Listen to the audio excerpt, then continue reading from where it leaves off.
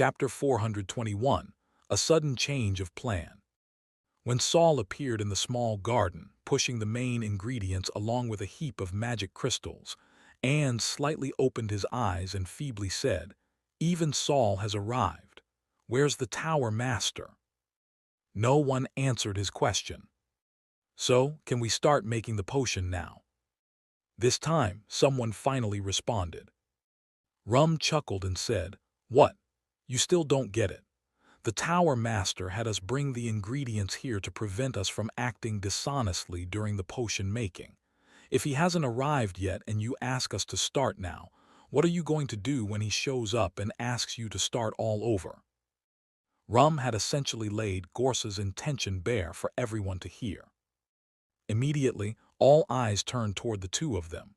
A few apprentices even showed a flash of fear in their eyes. Monica bit her lip, while Kaz and Guido furrowed their brows. Anne's didn't seem too anxious. All he had done was expose some of the hidden dynamics. After Rum spoke, Anne's leaned back again, closing his eyes. "Well, what can I do? Just wait, I suppose." "If you can't wait, then let's start now." Suddenly, a gentle voice echoed from the center of the garden. Everyone, whether standing, sitting, relaxed, or anxious, turned toward the source of the voice. Gorsa, clad in a black cloak, had silently appeared behind Saul without anyone noticing. At his arrival, even Anne's, who had been lounging lazily on a bench, stood up with a serious expression. Saul let out a faint sneer in his heart and was the first to move. Rum, trying to ease the tension, rubbed his belly with his insect-like segmented arms and said with a laugh, "Well then, let's begin. Making blue water soul on the spot is quite the hassle. I reckon everyone else will be stuck waiting for us." "It's such a hassle, let's not make it then." The hand Rum had been using to pat his belly froze in midair. All the mentors turned to look. Only Saul continued methodically preparing his materials. "Tower Master," Kaz was the first to speak, walking up beside Saul with a puzzled look. "Aren't you conducting the final test today?" Gorsa didn't move, but his gaze shifted toward Kaz. "No, we won't be using blue water soul." But Kaz looked even more confused. "The primary potion for today won't be blue water soul. We're switching to Saul's rejection-delaying potion." Rum's smile completely vanished. Anne's let out a quiet laugh, barely holding back from rolling his eyes. Kaz spoke again. "Saul's potion is good, but it's not ready to be used as the main component yet. We've only ever used it as a supplement to extend the lifespan of the soul body and vessel.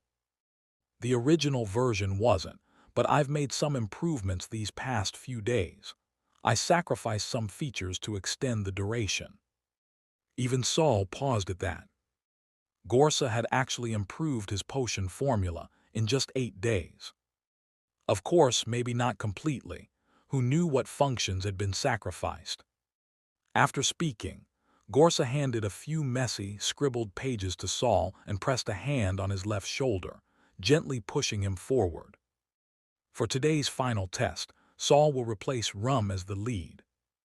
Countless eyes focused on Saul, but he was staring down at the pages Gorsa had just given him. The formula was clearly based on his rejection-delaying potion, but many of the supporting ingredients had been changed, and several components Saul considered essential had been removed. Saul had been researching this potion for nearly a year. Even though the formula was altered, he quickly deduced its new effect.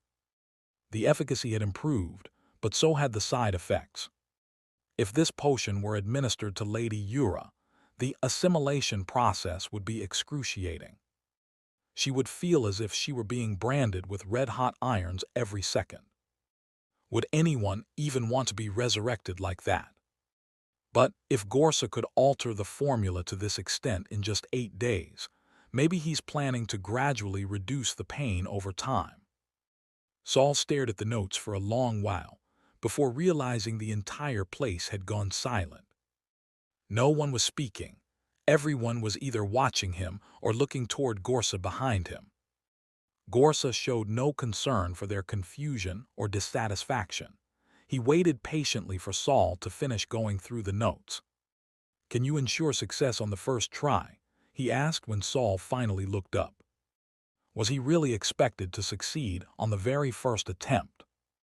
Saul looked up at the towering tower master. The man returned his gaze with a gentle expression, showing no sign of urgency.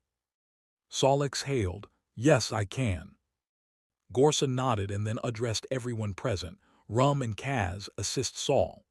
The rest of you continue with your assigned tasks." But most of the people on site didn't move. They seemed thrown off by Gorsa's sudden change of plans. A few seconds passed, and still, only Saul was taking action. Gorsa softly said, "Do I need to repeat myself?" A warm surge of magic pulsed from him, instantly sweeping across everyone present. Yet each person who felt it involuntarily shivered. Then they all noticed. There were no more shadows beneath their feet, though the morning sun still cast long rays. This time, the silence lasted less than a second. Everyone sprang into motion. Even the ever-languid mentor Ans began personally, directing the 10 apprentices he had brought. Mentor Guido had been holding it in for a while. He finally leaned over and vomited quietly into a bucket. Kelly turned to grab some test tubes.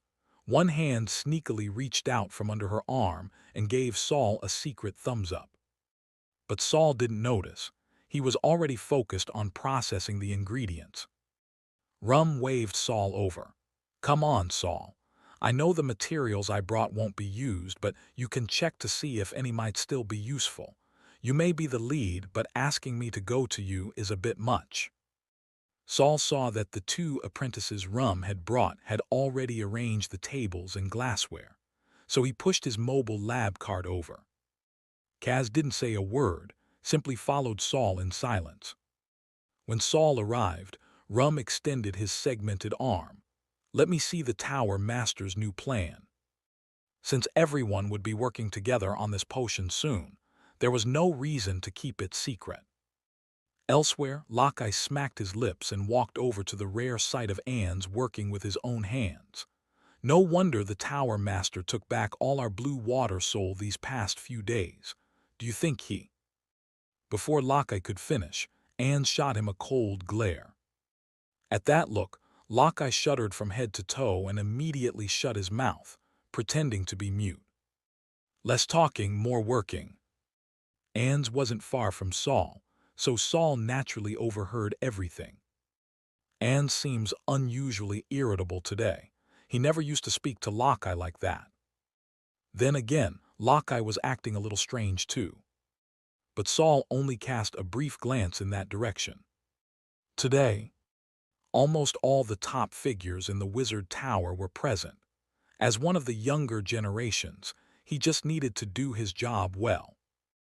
Gorsa, meanwhile, was the most relaxed person in the entire garden. Even Monica and Jiro were helping to process materials, but Gorsa had simply summoned a sofa, curled up stiffly in it, and calmly observed everyone. As the sun rose from the east to directly overhead, some of the simpler tasks were already done, only Saul and Guido were still working. At that moment, a black silhouette slowly emerged from the shadowless ground. Gorsa saw it and immediately beckoned. "Come here, Yura. After today, I think you won't need to wear that skin anymore." Chapter 422, Please Kill Me. Yura did not respond to Gorsa. Her paper-thin silhouette turned slowly in place. Several apprentices couldn't help but sneak a glance in her direction. They rarely saw the Tower Master, and even fewer had ever laid eyes on Lady Yura. Some of them didn't even know that this resurrection experiment was for the Tower Master's beloved. "Yura," Gorsa called her again, his voice lowered by 2 tones. The black silhouette took half a beat to respond, as if waking from a dream. She murmured, "I'll go take a look at them." With that, she didn't bother waiting for Gorsa's reaction, and began to walk a circle around the small garden. Some of the apprentices had already completed their tasks here, but none made any move to leave.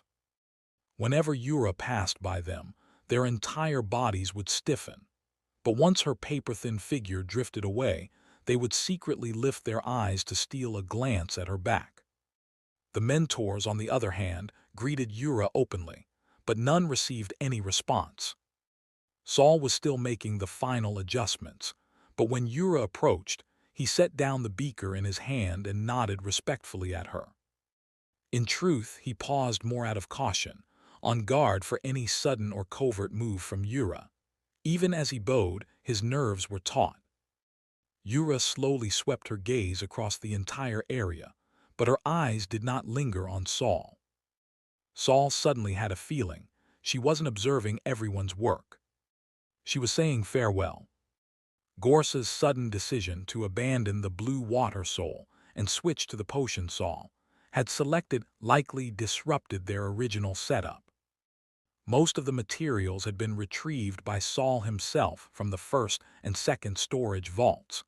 The other special ingredients were brought by the mentors individually.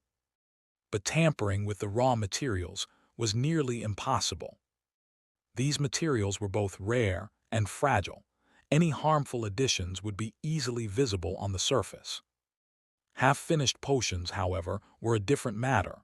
With so many additives, who could say what ingredients they contained? That was why Gorsa insisted all potions be prepared on-site. It was time-consuming, yes, but it also made sabotage much more difficult. Naturally, this approach would also drive any would-be saboteurs to despair. In the silent, stifling atmosphere, Yura circled the inner part of the garden once. She looked up at the sky one last time, then returned to Gorsa's side and stood there quietly. Everyone else bustled about as if she, the one to be resurrected, had nothing to do with them at all. At last, when the sun began its westward descent, Saul finished his task. The contents of the cauldron had finally transformed into a silvery potion, emitting a foul stench like that of a sewer. Saul let out a long breath and wiped the non-existent sweat from his brow. Well, it's done, no surprises, thank goodness. Saul exhaled deeply. Gorsa never did consult anyone before making a decision. Then again, with his rank and strength, he really could make decisions on a whim. Careful, this potion is highly volatile. Let me help you seal it, Mentor Rum said, picking up the glass sphere on the table to assist Saul. He twisted open the small cap on the orb. Once Saul carefully poured all the liquid in, Rum quickly sealed the cap and activated the miniature formation engraved on the glass, locking in both the potion's magical fluctuations and its volatility.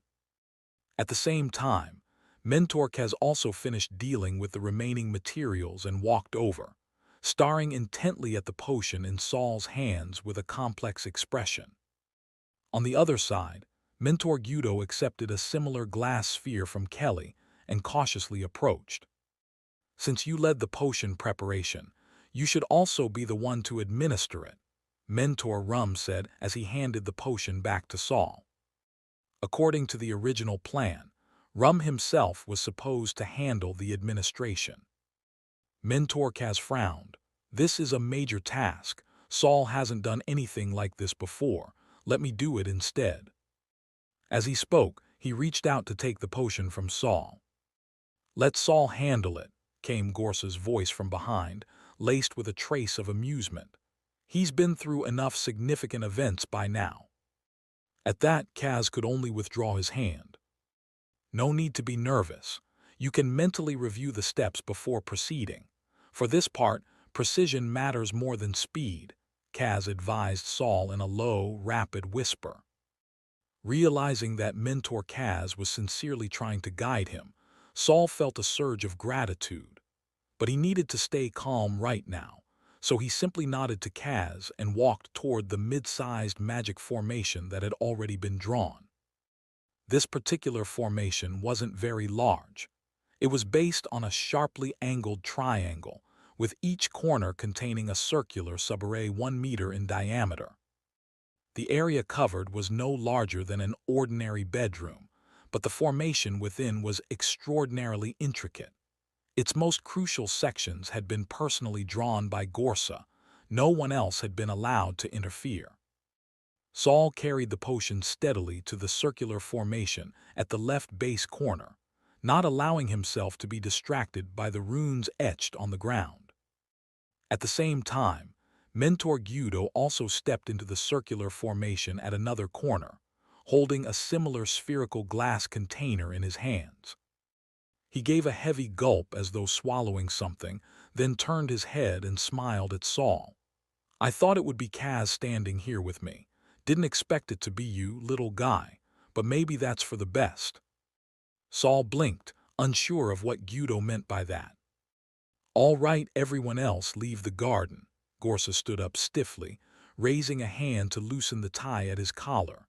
He flung off his wide black cloak behind him. A few sharp intakes of breath sounded from behind Saul. Wrapped in pink bindings, Gorsa's tall and slender frame was strikingly dramatic, even under the daylight. He stood on tiptoe, stepping carefully toward the apex of the triangle formation. Once Gorsa had taken his place in the final circular formation, everyone else had already exited the garden's fence. But no one actually left. All eyes were on Gorsa, faces showing a mix of awe and reverence. For many apprentices, this was the first time they had ever seen Gorsa's true appearance. Even among third-rank apprentices, most had only seen the tower master hidden beneath his cloak.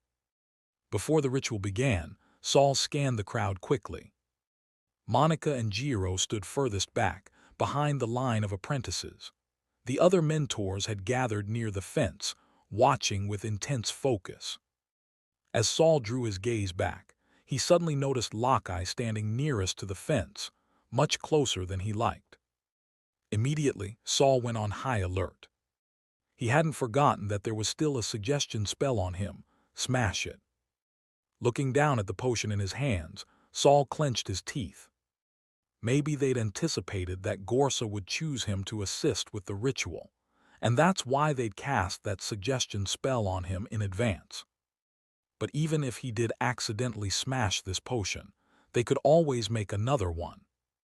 Unless, once Gorsa began the final phase of the ritual, it couldn't be restarted, or smashing it would cause the formation to mutate.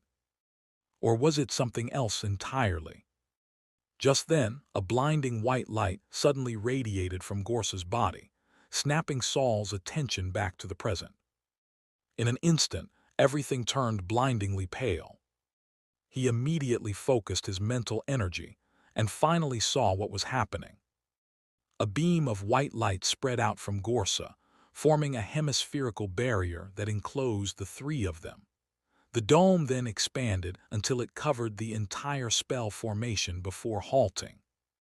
As soon as the blinding shield stopped expanding, countless small black dots appeared on the ground, shadows of everyone who had fled under Gorsa's pressure.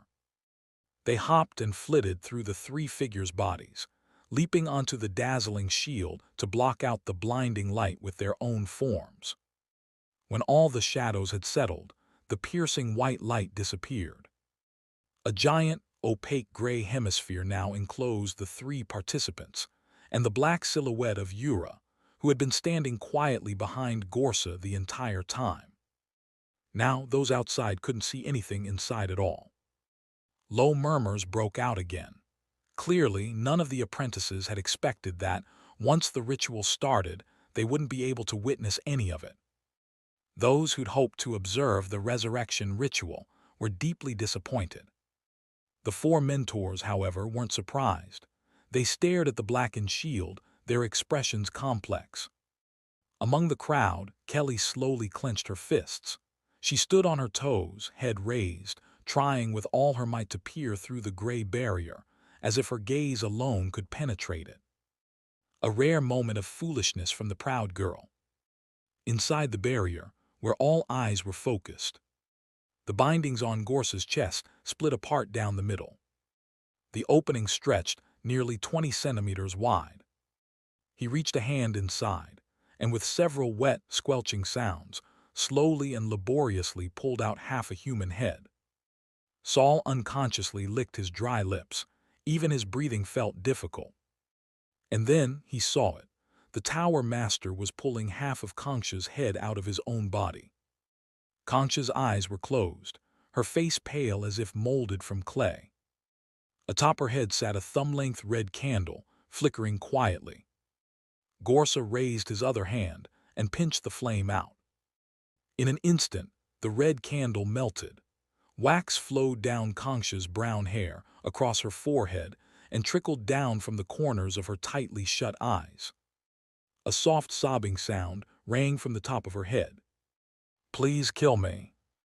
Saul froze. Wasn't that the same phrase he'd so often heard from the puppet dolls? Chapter 423, Smash It. That pleading sob, "Please kill me," had just rung out when Yura, standing behind Gorsa, began to tremble. Saul and Guido's expressions instantly turned grim. At first, the voice seemed to come from atop the head. But as the sobbing continued, Saul actually felt as though the voice was coming from his own mouth. Even more terrifying, he gradually felt a kind of imprisoned constraint. He tried his best to steady his breathing, without forcibly resisting the pressure pressing in on his body from the outside. Lady Yura had indeed been a second-rank wizard before her death. Just one malicious sob from her could affect him this much. "I'm already a true wizard, and I still feel this uncomfortable. Is the gap between first and second-rank wizards really this huge?" "Urgh." Guido suddenly gagged beside him, but right after, he raised a hand and wiped, actually wiping his mouth away. Where his mouth had once been was now a blank, empty patch. After doing that, Guido glanced at Saul in surprise. He could tell Saul was also affected, but clearly in better shape than himself. That left Guido slightly incredulous. Saul noticed Guido's surprise, but he didn't bother to explain anything. That pressure from Lady Yura had come so suddenly that his body had instinctively reacted before he could adjust, and Guido had seen it. So rather than explain, he might as well let Guido fill in the blanks himself. What truly worried Saul now was that Gorsa's condition seemed to destabilize following that single sob. The gaping hole in his chest hadn't healed after removing the half a head. It was just exposed there, gaping wide. Inside it was pitch black. Though it wasn't bleeding, it emitted a foul, rotting stench. Gorsa squinted his eyes now, as though he hadn't heard the sobbing, and extended the index finger of his left hand, directly inserting it into the top of Concha's head. When he gently pulled his finger out, the tip brought forth a black, viscous gelatinous mass. As more and more of the black substance was drawn out, the crying grew louder and clearer. Behind Gorsa, Yura's trembling intensified. When the black mass had grown to over a person's height, Gorsa gave his finger a light flick. That gelatinous blob suddenly began to elongate and reshape, transforming into the form of a petite woman. Then the black hue faded, revealing a beautiful face. Watching from the side, Saul couldn't help but rapidly shift his gaze back and forth between Yura and the newly emerged woman. Because the woman who had been pulled from Concha's head looked exactly like the face Yura had once revealed.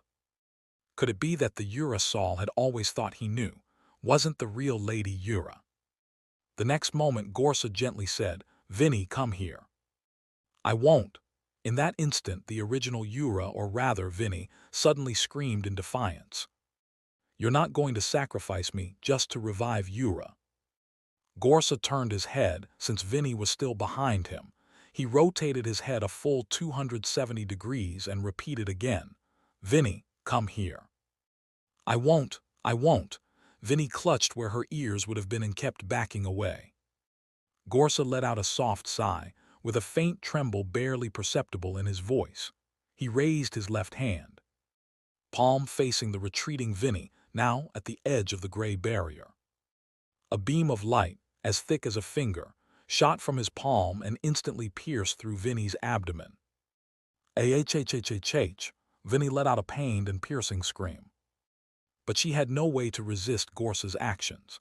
Like a bird skewered by an arrow, she could only be dragged back helplessly as the hunter reeled her in with his bowstring. Her shrill scream grew louder and louder as she was pulled by the beam of light toward Gorsa. Just then, as Saul watched silently, he suddenly heard a familiar ancient incantation. "Smash it!" Saul froze. He turned his head toward Guido and saw to his shock that Guido had suddenly slammed his potion onto the ground. It was him. Saul was stunned, but he didn't follow suit. The command in the hidden tongue, the instant it entered Saul's mind, was absorbed completely by the diary. The mark originally planted in his mental realm merely flickered faintly, without exerting any real effect on his consciousness or actions. On the other side, Guido, who had already smashed the potion he held onto the ground, shattering the glass container into countless shards, now stared in surprise at Saul, who stood motionless. "You're unharmed." Guido's face still lacked a mouth. His voice was instead coming from somewhere around his abdomen. Saul held the potion tightly in his hand, staring at Guido with full vigilance. After Guido shattered the glass container, the potion inside spilled all over the ground. But since both the timing and method of infusion were incorrect, the magic formation beneath Guido's feet only emitted a faint glow, never actually activating. Gorsa, who had just pulled Vinny back to his side, naturally also saw what Guido did. His silver eyes narrowed to slits, his voice turning cold. "Guido!" But before Gorsa could finish speaking, the shattered glass on the ground suddenly began to melt like ice in water. Seeing this, Saul immediately raised both hands to shield the potion in his palms. This spherical container had something wrong with it too. Guido's real intent behind the command, "Smash it," wasn't to destroy the potion and halt Gorsa's experiment. The true target was the container itself. Originally, this container had been prepared by Saul, but during the potion's preparation, he had to fully concentrate, and Gorsa couldn't possibly keep his attention fixed on a single glass vessel on the table the entire time. This spherical container had clearly been switched at some point. Gorsa instantly understood as well. The beam of light that had been piercing through Vinny's abdomen suddenly disappeared, and with a flick of his hand, another beam, like a lethal arrow, shot straight toward Guido. Guido's eyes widened. In the instant he saw the beam, it had already pierced cleanly through his chest. But before Gorsa could enact any further punishment, the barrier surrounding Guido began to change, the gray hue abruptly turning transparent, as though something was absorbing the color. People on both sides of the barrier could now see each other clearly. The first figure to appear behind the now transparent barrier was Rum, and his formerly sludgy, bloated flesh had vanished. Saul's heart pounded wildly. No, it hasn't vanished. It's been compressed onto his body. Rum now appeared as a 300-pound man, still obese, but clearly shrinking in size. His bulk was being compacted inward, gradually transforming into a suit of hardened plate armor. The moment he locked eyes with Gorsa, Rum grinned savagely. Two slender, three-jointed arms suddenly stabbed through the mouths of the two obese apprentice boys standing beside him. The two apprentices offered no resistance, letting Rum's hands enter through their mouths and exit through between their legs. Blood thick with fat instantly spurted outward, but the next second that fat reversed direction, defying gravity, flowing back inward. The bodies of the fat apprentices shrank as if vacuum-sealed, compressed by unseen force. In just 2 to 3 seconds, each had been reduced to a muscular, normal-thickness three-jointed arm. Letting out a vicious cackle, Rum, who had once been a walking mound of flesh, had now transformed into a hulking brute weighing around 200 pounds. His muscle mass was even more exaggerated than any bodybuilder Saul had seen in his previous life, glistening with a faint, oily sheen, and appearing even tougher than stone in motion.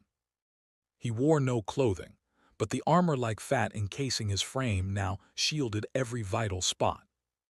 With a single step forward, he drove both hands deep into the semi-transparent barrier. Once embedded, he began to violently shake it, clearly trying to tear the entire thing apart. And with that, the whole barrier, including the gray half still surrounding Saul, began to tremble and shake. Gorsa snorted coldly. His left hand still gripped Vinny's head, while his right hand aimed at the radically transformed Rum and fired a beam the thickness of a human head. The beam tore through the transparent barrier effortlessly and slammed into Rum's body. But all it left was a fist-sized crater in Rum's torso. Though yellowish fat began to seep from the wound, it did nothing to impede Rum's movement. Rum raised his head and met Gorsa's gaze. His eyes were filled with madness. Chapter 424, Saul First Rank.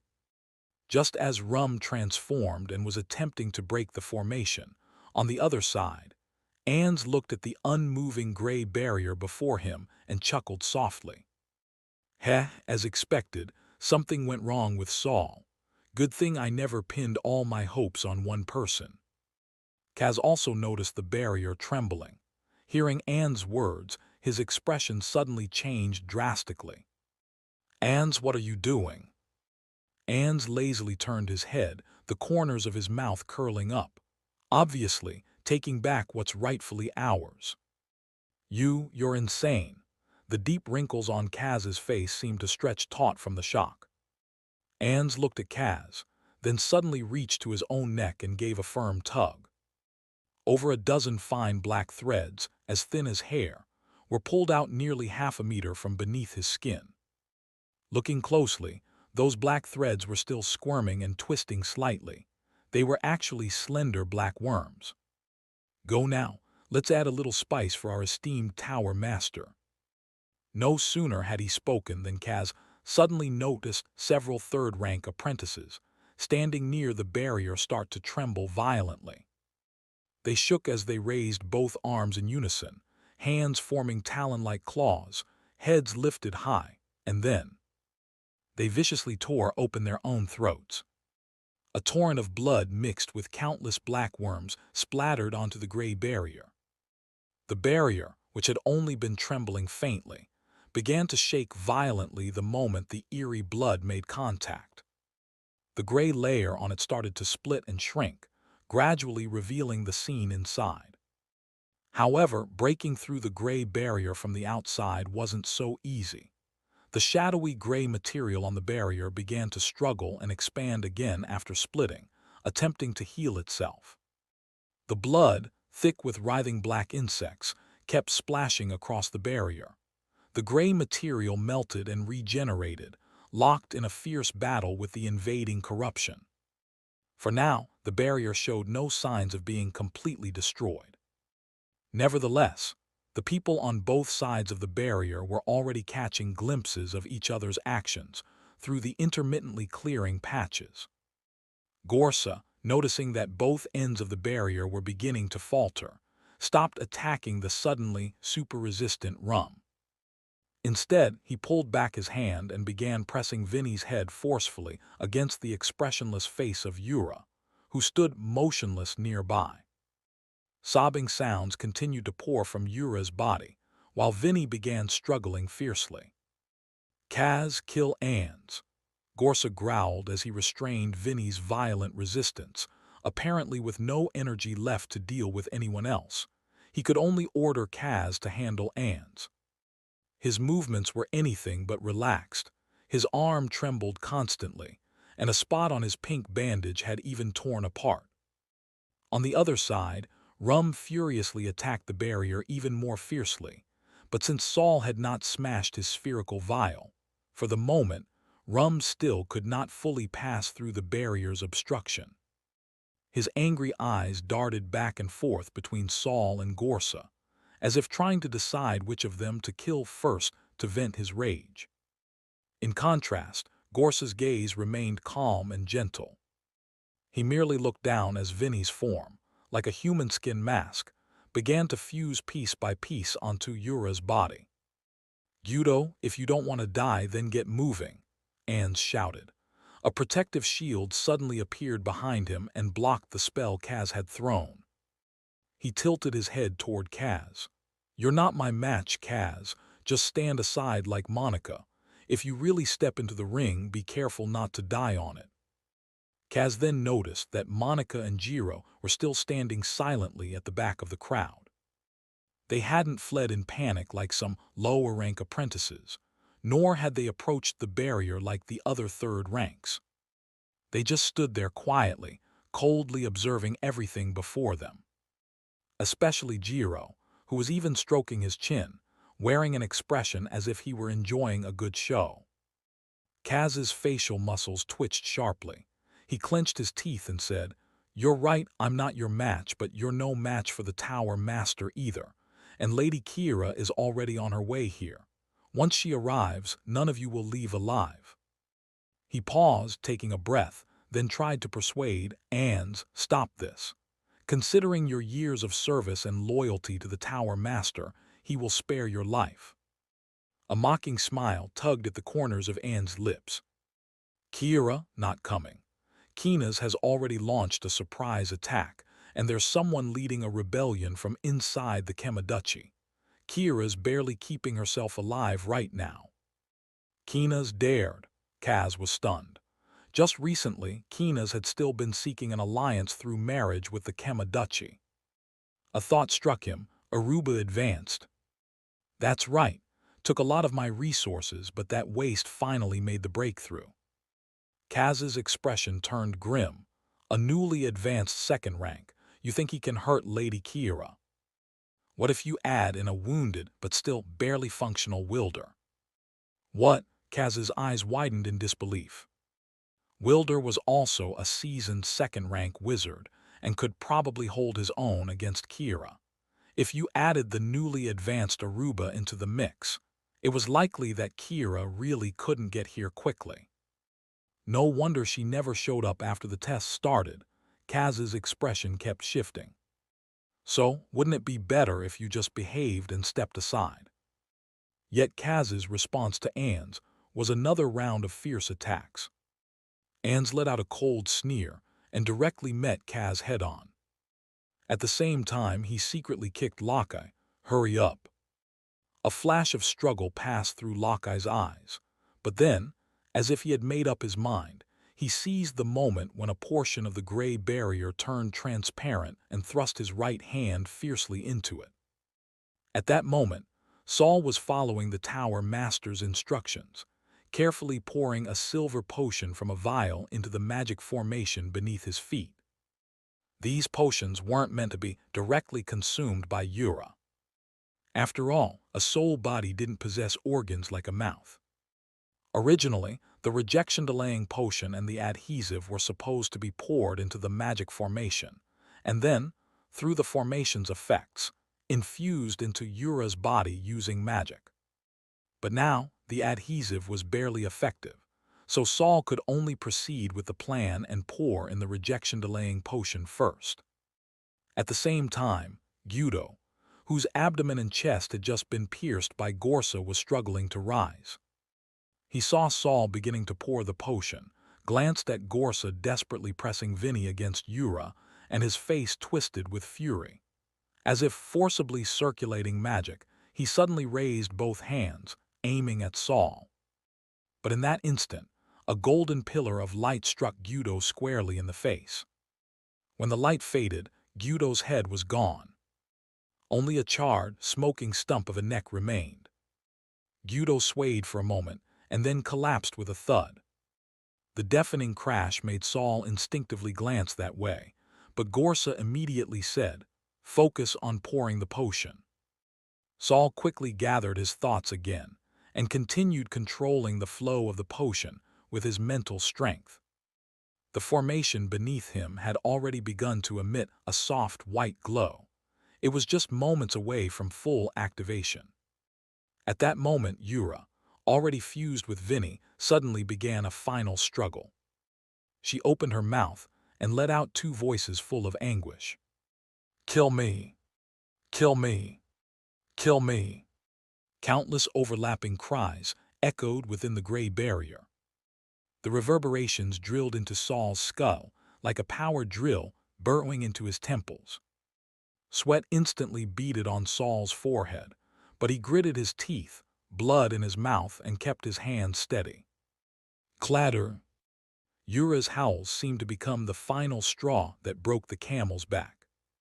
The gray substance on the defensive barrier suddenly disintegrated like dust, leaving only the transparent layer, which now looked far less sturdy. At the same time, Luck, lurking beside Saul, had somehow managed to get half his body through the barrier. Sparks of electricity flickered faintly on his body. Seeing Saul so close, an excited, twisted grin spread across his face. "You're mine now." He stretched out both hands, each finger adorned with a purple ring. Purple sparks of lightning crackled from the rings, and the air filled with the sharp stench of burning flesh. Clearly, these were extremely powerful magical tools. Possibly tools usable only by true wizards. The violet electricity was just about to fully form, and the terrifying attack was seconds from landing. Just then, the final drop of silver potion fell from the spherical vial. Saul suddenly stood up straight, all the pain and restraint on his face vanishing in an instant. Facing Lockey's attack, he raised his left hand. As their palms were about to meet, an ecstatic, predatory gleam filled Lockey's eyes. But just before their hands touched, a translucent gray tentacle burst forth from Saul's palm.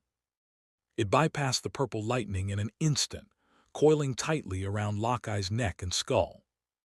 Then, like cracking a whip, Saul twisted his waist and flung his arm, spinning once as he yanked the tentacle back with brutal force. Along with the tentacle came a distorted, translucent soul body. It trailed through the air in a sharp arc, then slammed into the formation with a violent crash, shattering instantly into fragments. Lockey's body instantly went limp, hanging against the barrier and swaying slightly. The shattered soul body on the ground writhed, struggling to reassemble itself. But the gray tentacle descended again. Each of its suction cups turned into a mouth lined with sharp teeth. Like a tornado, it swept through the soul fragments, and in just a few gulps, devoured every last piece cleanly. A warm current surged through the tentacle into Saul's body, instantly dispelling all his pain and cold. "Ah!" Saul tilted his head back, a look of ecstasy briefly crossing his face. Silence fell across the battlefield. Even the mentors locked in fierce combat froze, all eyes fixed on Saul with stunned disbelief, as if seeing the Gorser of old. From afar, the always smiling Jiro showed a gloomy expression for the first time. Monica, who had remained expressionless, suddenly bit her lower lip. Rum, who had been tearing through the barrier with brute strength, paused mid-air. Ans narrowed his eyes. Kaz was filled with shock and delight. Hidden in the shadows and yet to escape, Kelly clapped a hand over her mouth in joy, screaming inside her heart, "Pervert!" Saul, a first-rank true wizard. Have tilde. Only Gorsa lowered his head and chuckled softly, very satisfied with Saul's grand entrance. Chapter 425, Battle of Offense and Defense. Saul suddenly snapped and directly devoured the soul of an apprentice. And that apprentice was none other than the famous president of the Mutual Aid Society, Lockey. Something's wrong, however. Just as the pain in Saul's body disappeared and his nerves relaxed, he immediately sensed something was off. He turned to look at Lockey, whose body was now stuck halfway through the transparent barrier, both ends limp and dangling. The soul had indeed been completely eaten by Saul, and the body was rapidly losing vitality. But something didn't feel right to Saul. Would Lockey really die so easily? "Brother Saul, that guy's soul and body don't match." Because Gorsa was present, The nightmare butterfly Penny had been hiding inside the diary, disguised as a bookmark. Without the diary's cover, Gorsa would most likely notice Penny's presence. The soul and the body don't match. Saul suddenly realized something. Little Algie. He called out for Little Algie to check Lockye's corpse. The moment Little Algie rushed in front of Lockeye, it sensed something wrong. It let out vicious hisses, hiss-ha, at the corpse like it had found prey. The next second, Lockeye's body suddenly burst like a rain-soaked sprinkler, spraying out fine black threads. The threads hit the ground and immediately turned into black insects, rapidly devouring the magic-infused formation runes on the floor. This time, Saul and Gorsa didn't even need to make a move. Little Algie sprang into action on its own. It exploded midair into countless tiny clones, each accurately targeting and devouring the black bugs that tried to sabotage the formation. After finishing them off, the clones merged back together. But Saul wasn't focused on Little Algie's success. His eyes were locked tightly on Lockeye's corpse. Once the hundreds of black insects left Lockeye's body, his appearance suddenly changed. He turned into Kyujin. Kyujin? Saul stepped forward 2 paces, suspicion and confusion swirling in his heart. Yes, that's the face that matches his soul, Penny cheered in Saul's mind. But Saul didn't feel even a sliver of joy.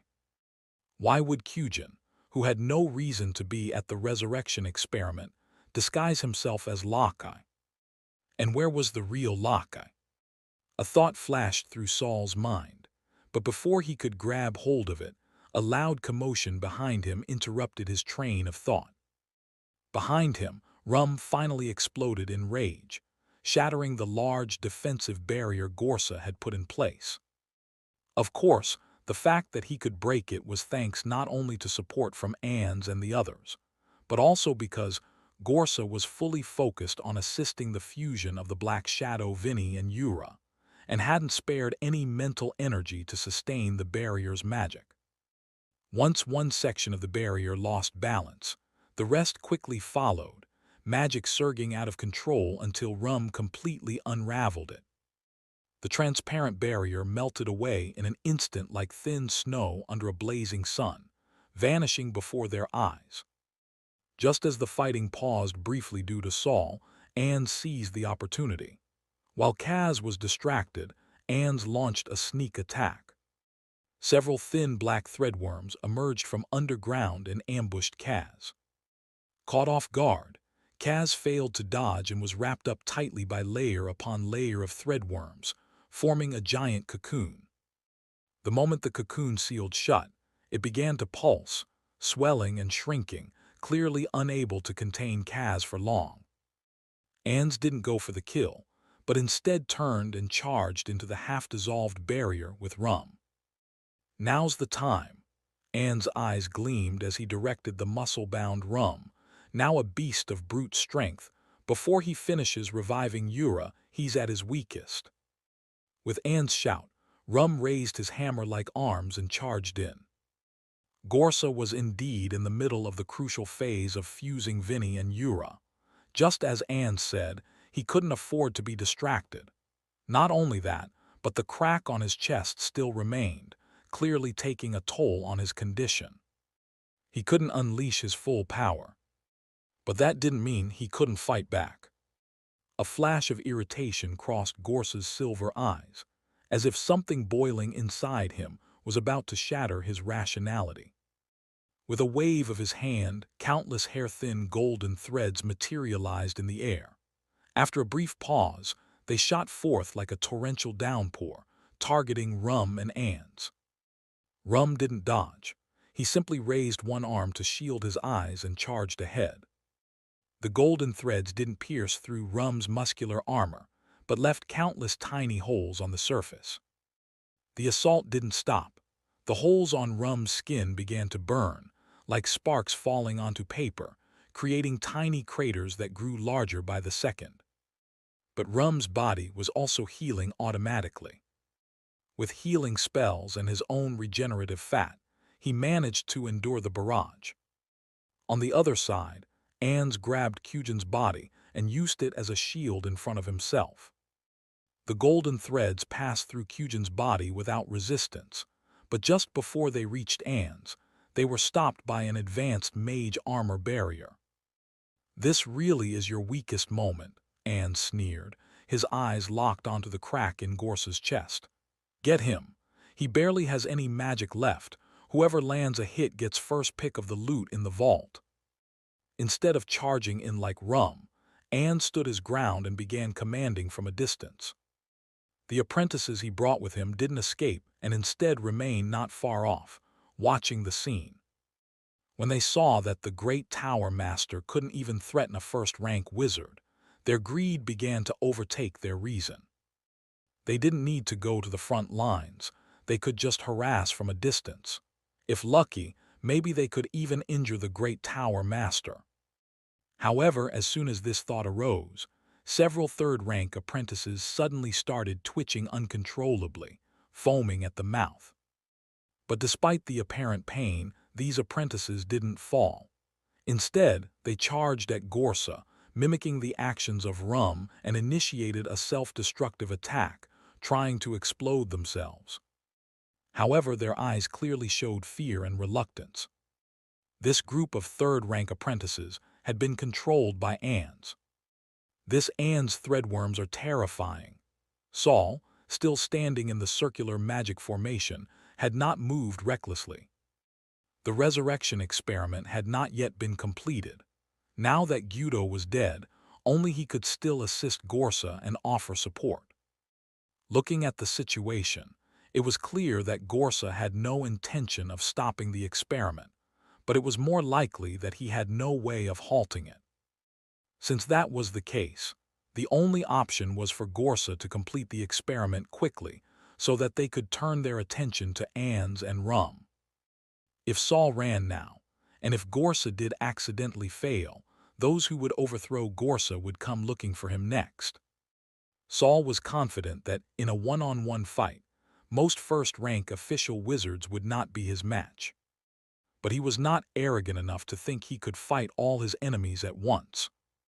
Even if he used his ultimate move, the mental battlefield, and dragged 2 or 3 true wizards into it to kill their souls, it might take a long time. By then, his motionless body would be in grave danger.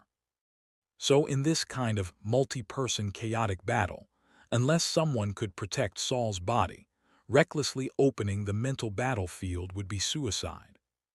Saul looked at Ans, who had stayed behind instead of charging, narrowing his eyes slightly. Ans seemed to have reached the peak of laziness, refusing to move forward even in such a critical moment. He looked at Saul and licked his lips. "You truly haven't disappointed me. There are surprises everywhere. It's just a pity." Boom! A huge explosion rang out, accompanied by a brief flash of lightning, and several high-level apprentices who had rushed forward instantly lost their upper bodies. Their lower halves ran a few steps forward before collapsing to the ground. It was Gorsa's big move again. This almost frightened all the apprentices, but most of them standing on the battlefield had already lost control over their own actions. When their willpower struggled to overcome their bodies' constraints, black threads would emerge from their bodies, taking control and forcing them to run forward again. Only Rum had never retreated. Even though the front half of his body had become charred, the vital parts were unharmed. It was him who had withstood most of Gorsa's attacks and was slowly closing the distance. Seeing this, Ans chuckled. "Rum has been storing fat for decades. It's not so easy to wear him down." He then turned to Saul, who looked wary, and said, "Gorsa won't survive today. If you smash the glass vial from earlier and throw it into the magic formation, I'll spare your life." Saul shook his head, maintaining the operation of the magic formation under his feet, completely ignoring Ans' nonsense. He had seen enough of such promises on TV. It was all just word games. But at this moment, Saul also had the intention of preserving his strength. Firstly, he believed Gorsa couldn't be harmed by those lackeys. and secondly, the pressure from Ans in front of him was immense. Saul even suspected that Ans had already reached the power of a second-rank wizard. Only for some unknown reason had it been delayed or suppressed. A ripping sound came from behind Ans, as Mentor Kaz finally broke free from the cocoon made of threadworms. As soon as he saw Saul, he knew that Saul was still helping Gorsa complete the experiment. On the other side, Ans had already taken a step towards Saul. "Ans, you bastard, your opponent is me." Kaz hesitated for only half a second before letting out a roar, his pupils instantly turning pitch black. From the ground in front of him, dozens of bones suddenly shot up like a fountain. The bones quickly moved, assembling and forming, and within seconds, 3 eerily shaped skeletal figures appeared. Third-rank necromancy, natural skeletons. Each of these humanoid skeletons possessed the power close to that of a true wizard. By summoning 3 natural skeletons at once, Kaz essentially released 3 third-rank spells in one go. He then finally demonstrated the death magic of a dark attribute wizard, multitasking and commanding the 3 natural skeletons to attack Ans together. Ans blinked in surprise, stepping back a few paces. The soil beneath his feet suddenly erupted, sending out numerous black threadworms that entangled and gnawed at the skeleton's lower limbs. "In honor of you saving me before, don't force me to kill you." But Mentor Kaz was completely unfazed by Ans' words, following closely behind the 3 natural skeletons and continuously casting spells for long-range attacks. "Saul, keep an eye on the Tower Master's movements." After successfully driving Ans away from Saul, Kaz quickly gave a shout and continued fighting Ans, attempting to lead him farther away. Watching as Ans was forced back by Kaz's sudden burst of power, Saul didn't feel the slightest sense of relief. He couldn't shake the feeling that Ans' lack of retaliation wasn't due to him caring about Kaz's past favor. It seemed like he was waiting for something. Just then, the shrill screams of Vinny and Yura from behind suddenly stopped. Saul immediately turned his head to look. The shadow that had been clinging to Yura had vanished, forcibly fused into her body by Gorsa. Once the fusion was complete, the pain on Yura's face disappeared. She blinked her eyes, then opened them again, a look of confusion crossing her face. Gorsa, her voice was still somewhat pained, but her emotions had stabilized a lot. Gorsa looked at Lady Yura with a gentle gaze. "Don't be afraid, you'll soon have your body back." He had completed the fusion of the potion with Yura's soul and had returned Vinny to Yura's body. Now Yura's soul was whole and stable, ready for the final step. Soul infusion. He swept his hand across the ground, and a beautiful blonde-haired, blue-eyed female body appeared. She lay there in a deep sleep, her hands crossed over her abdomen. If it weren't for the stillness of her chest, she would appear just like a living sleeping beauty. This body, seeing that Gorsa had finally infused magic power and anti-rejection potion into Yura's soul, Saul was finally able to free himself from the magic formation. It fits Rum's aesthetic perfectly. Did Rum also help modify this corpse? The diary hadn't given any warning, and Ans was temporarily driven off by Kaz, so Saul finally felt a bit of relief. However, he still kept a wary eye on his surroundings, watching Gorsa's movements closely. Gorsa cradled Yura's soul gently, slowly lowering her toward the body on the ground. Upon seeing the beautiful female corpse, Rum's eyes instantly turned bloodshot. "Gorsa, you're dead," he roared, his previously injured body rapidly healing, swelling up again, and his fist, carrying a terrifying wind, struck toward Gorsa. Facing the incoming Rum, Gorsa suddenly released a burst of immense magical power. A large number of golden needles appeared once again, this time shining with an extremely bright light. Rum's punch landed, but it was firmly blocked by the dense and fine golden needles. Then those golden needles suddenly exerted force, piercing through Rum's arm and also impaling several apprentices near him. Rum's arm and the unfortunate apprentices' bodies began to dissolve immediately. It was clear that these golden needles had unleashed their full strength in their attack. "Ans!" Rum gritted his teeth, enduring the pain of losing an arm, and shouted loudly. Ann's retreating footsteps paused, and he chuckled lightly. "Got it." Suddenly, the ground beneath him surged, huge earth spikes rising from it, flipping over the natural skeletons that had been advancing.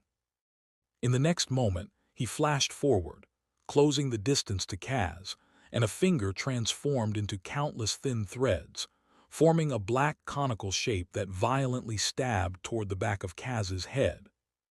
Kaz had just started to cast a spell in defense when his body froze. From his two eyes, two black threadworms suddenly emerged. Just as the black cone was about to pierce Kaz's head, a black tentacle appeared in midair, blocking Ann's attack. Not only that, another gray, translucent tentacle suddenly shot out from the black one, making a close-range strike toward Ann's head.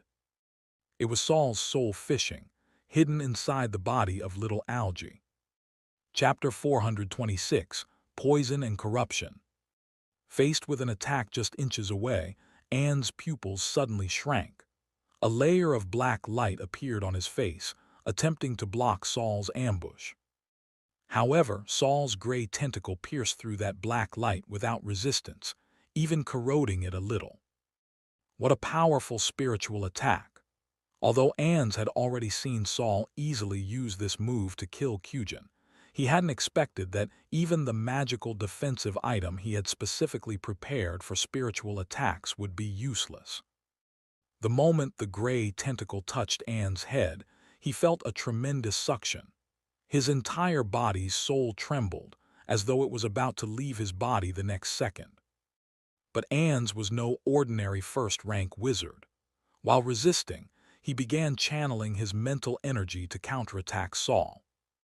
In an instant, thousands of black fine threads surged from the ground beneath Saul's feet, aiming to pierce into his body. Little Algae immediately created a clone to assist, but his body was also pierced by the fine threads.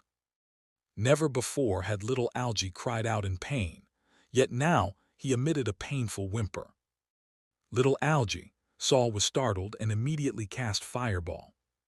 However, the fireball only burned a few of the black fine threads. At this moment, more black threads began coiling around Saul's calf, attempting to pierce his skin. At the critical moment, several golden needle-like lights suddenly shot from the distance, cutting the threads, saving little Algae and freeing Saul. It was Gorsa who had intervened to help. Saul immediately broke free from the black threads and, using flight magic, flew into the air with little Algae. Unfortunately, as soon as he moved, the soul fishing technique that was attacking Ans was also freed by Ans' sudden action. Ans looked up, locking eyes with Saul in midair. Both of them wore expressions of solemnity.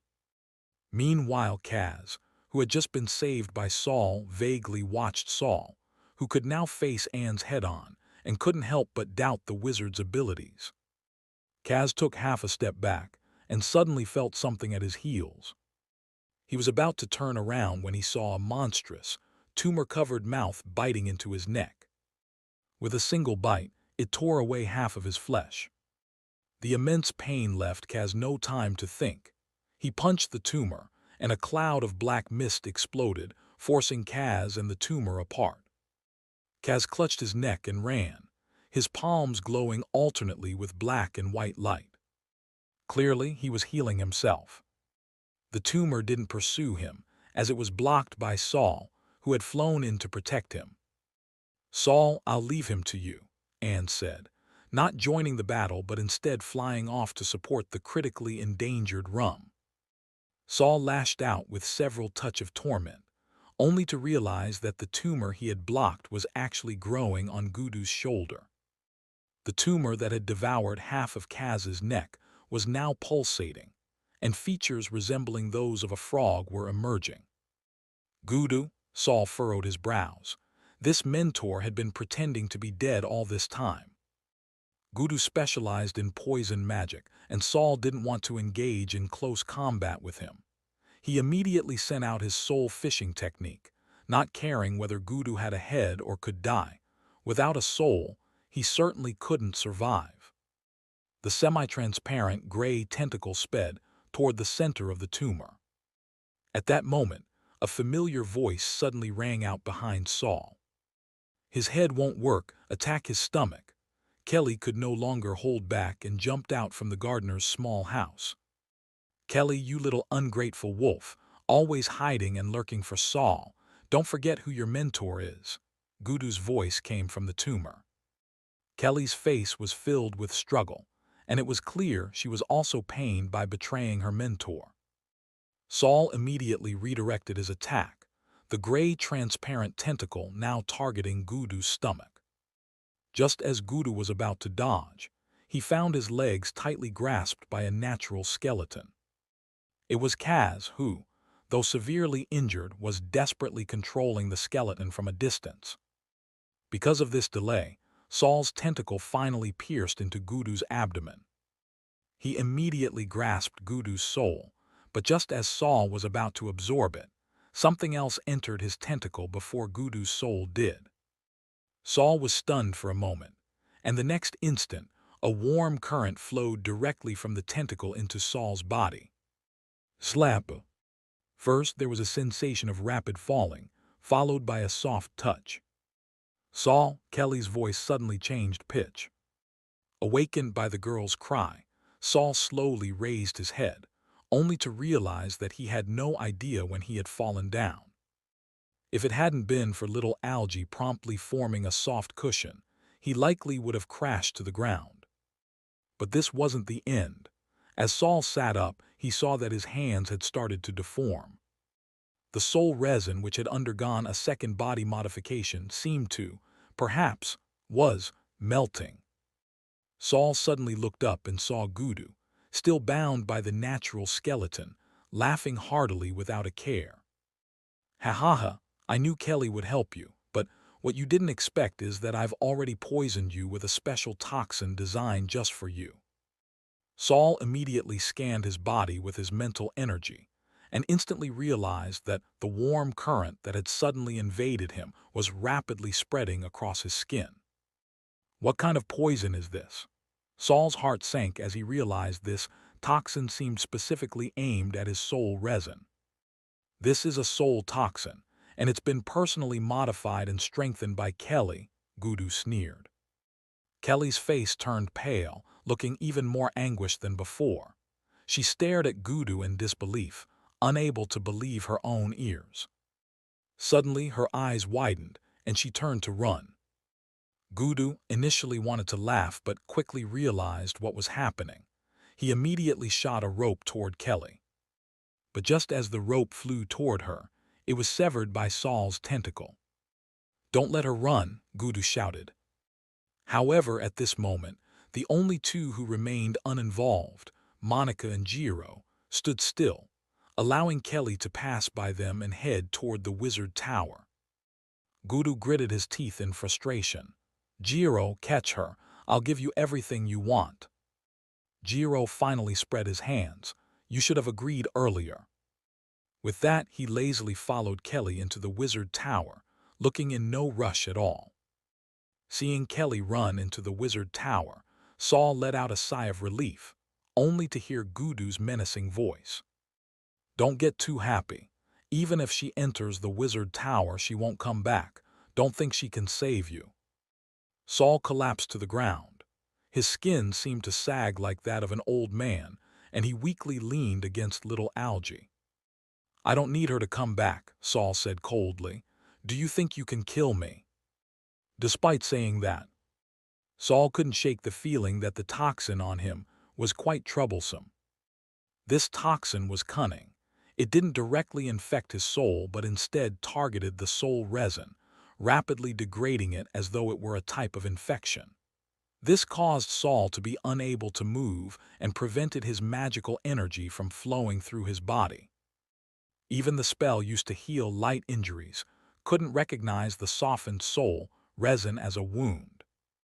Gudu, seeing the opportunity, shattered the remaining natural skeleton. In the distance, Kaz collapsed to the ground, too weak to assist Saul anymore. Gudu shrugged off the burden and cautiously began to walk toward Saul, step by step. Finally, the hidden penny couldn't hold back any longer. It charged straight into Gudu's abdomen, risking exposure to the other wizards. Gudu's steps toward Saul immediately halted, and his gaze fluctuated between chaos and clarity. At this moment, Ans teamed up with Rum, and their battle with Gorsa had reached a critical point. Gorsa was fully focused on pouring the soul of the newly revived Yura into the female corpse, and didn't have much energy left to fight Ans and Rum. Even so, both mentors were covered in wounds. Ans, who had been casually observing until now, also looked disheveled. As the main attacker and defender, Rum was in an even worse state. His whole body had turned into charcoal.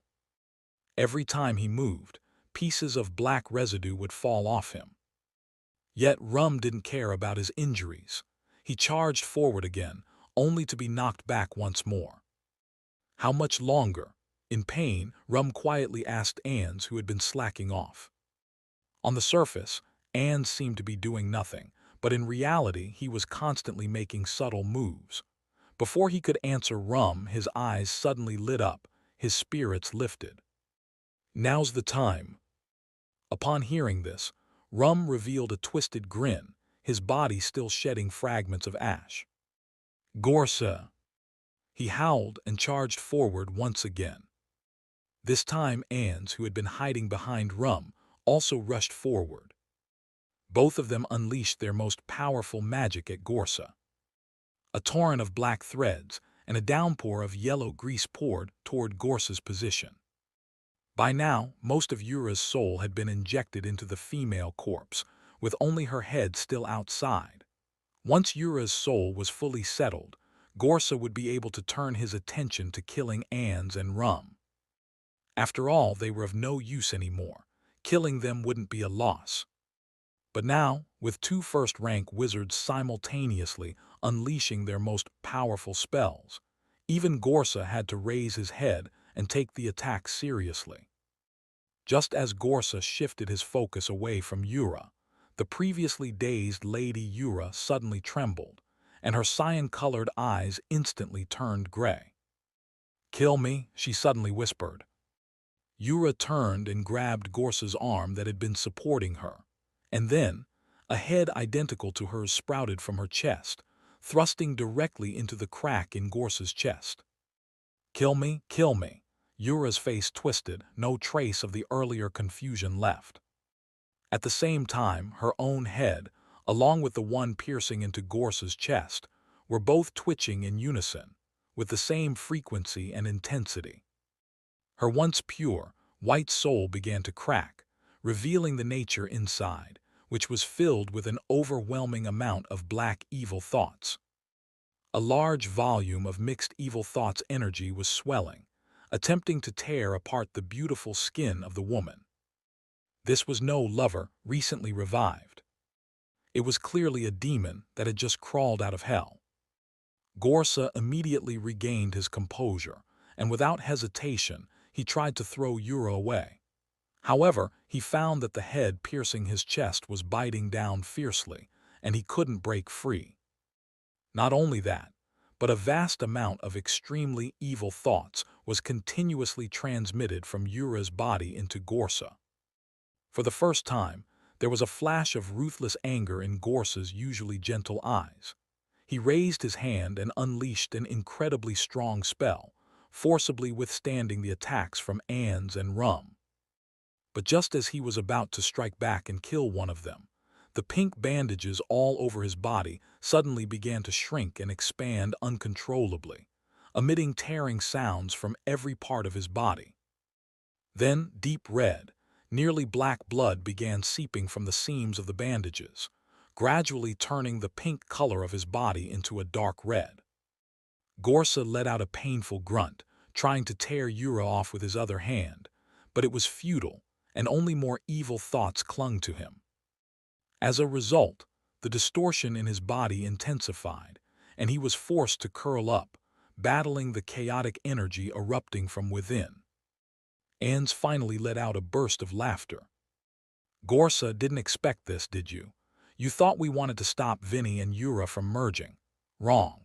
We just wanted to force you to eat Vinny first, then let Yura, the one most closely related to you, pass on the evil thoughts Vinny carries into you. How does it feel to poison yourself?"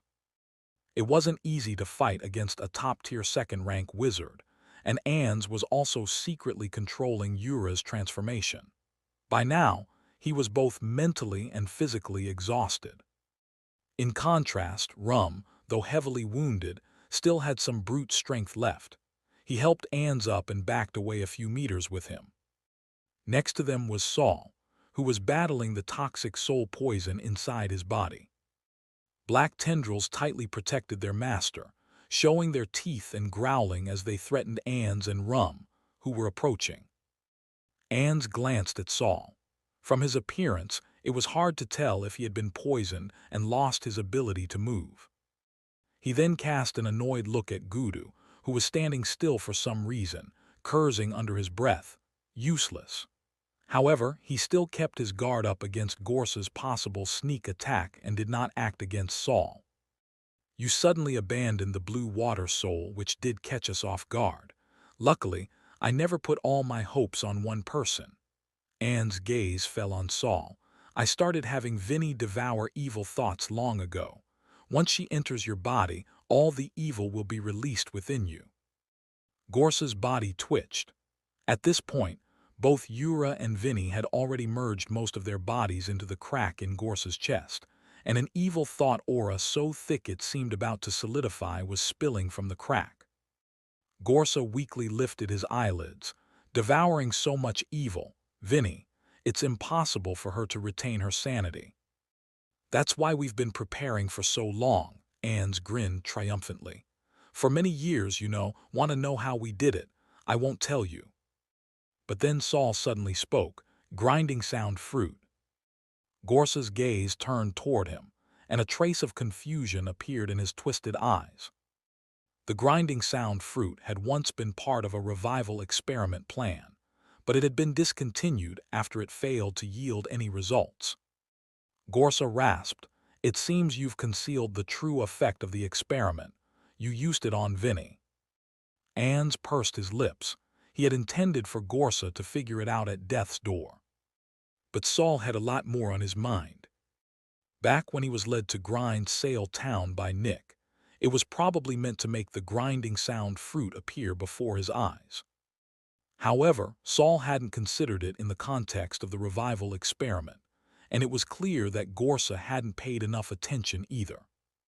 The Tower Master had conducted so many experiments that it was inevitable for some details to be overlooked. Ans and the others had deliberately concealed this oversight, only revealing it today. So, they later wanted the barbarians to destroy Grind Sail Town, but then Grind Sail Town was set up by Kismet as a Bloodsea prison. Does Kismet have some kind of collaboration with them? Thinking of Kismet, Saul became a little anxious. Could it be that Kismet would sell him out? But then he thought that if Ans and the others really knew about the diary, they would have already targeted him as the main culprit. Saul felt a little more at ease and continued to think about the current countermeasures. The diary had been fluttering before his eyes for a long time, constantly warning him of impending death. The poison would kill him, and if Gorsa died, he would go down with him. If Gorsa transformed, Gorsa would kill him. In short, the diary had gotten busy again. But Saul couldn't understand why the diary hadn't warned him when he attacked Gudu. There was no time to think too deeply about it. Right now, he had to figure out how to break free from the soul poison inside him. Now, he and the Tower Master were in a standoff with the enemy, Ans and the others. Both sides were heavily wounded, and those who weren't injured were poisoned or trapped in illusions. It was just a matter of which side would recover first, or which side would collapse first. Ans clearly knew this too. He looked at Gorsa, his mouth not staying idle. Who would have thought? A bunch of first-rank wizards like us, actually having a chance to kill a second-rank wizard like Gorsa. Rum, understanding Anne's intent, followed up with a sneer. HMPH, didn't he think that even together we wouldn't be able to defeat him? Anne's took a breath before continuing. Of course, we couldn't beat him together, so we had to wait for him to transform. But that's too slow, oh right. Ans raised his right hand toward the sky. I know that as the master of the wizard tower, the resentful spirits in the tower's layers help bear your corruption, which is why you've lasted this long. Well, let me add some fuel to the fire. Ans said this, and suddenly released a giant fireball toward the sky. I'm really curious. What does it look like when a second-rank wizard transforms? Will it really blow up the entire wizard tower? Chapter 427, Urgent Need to Pee.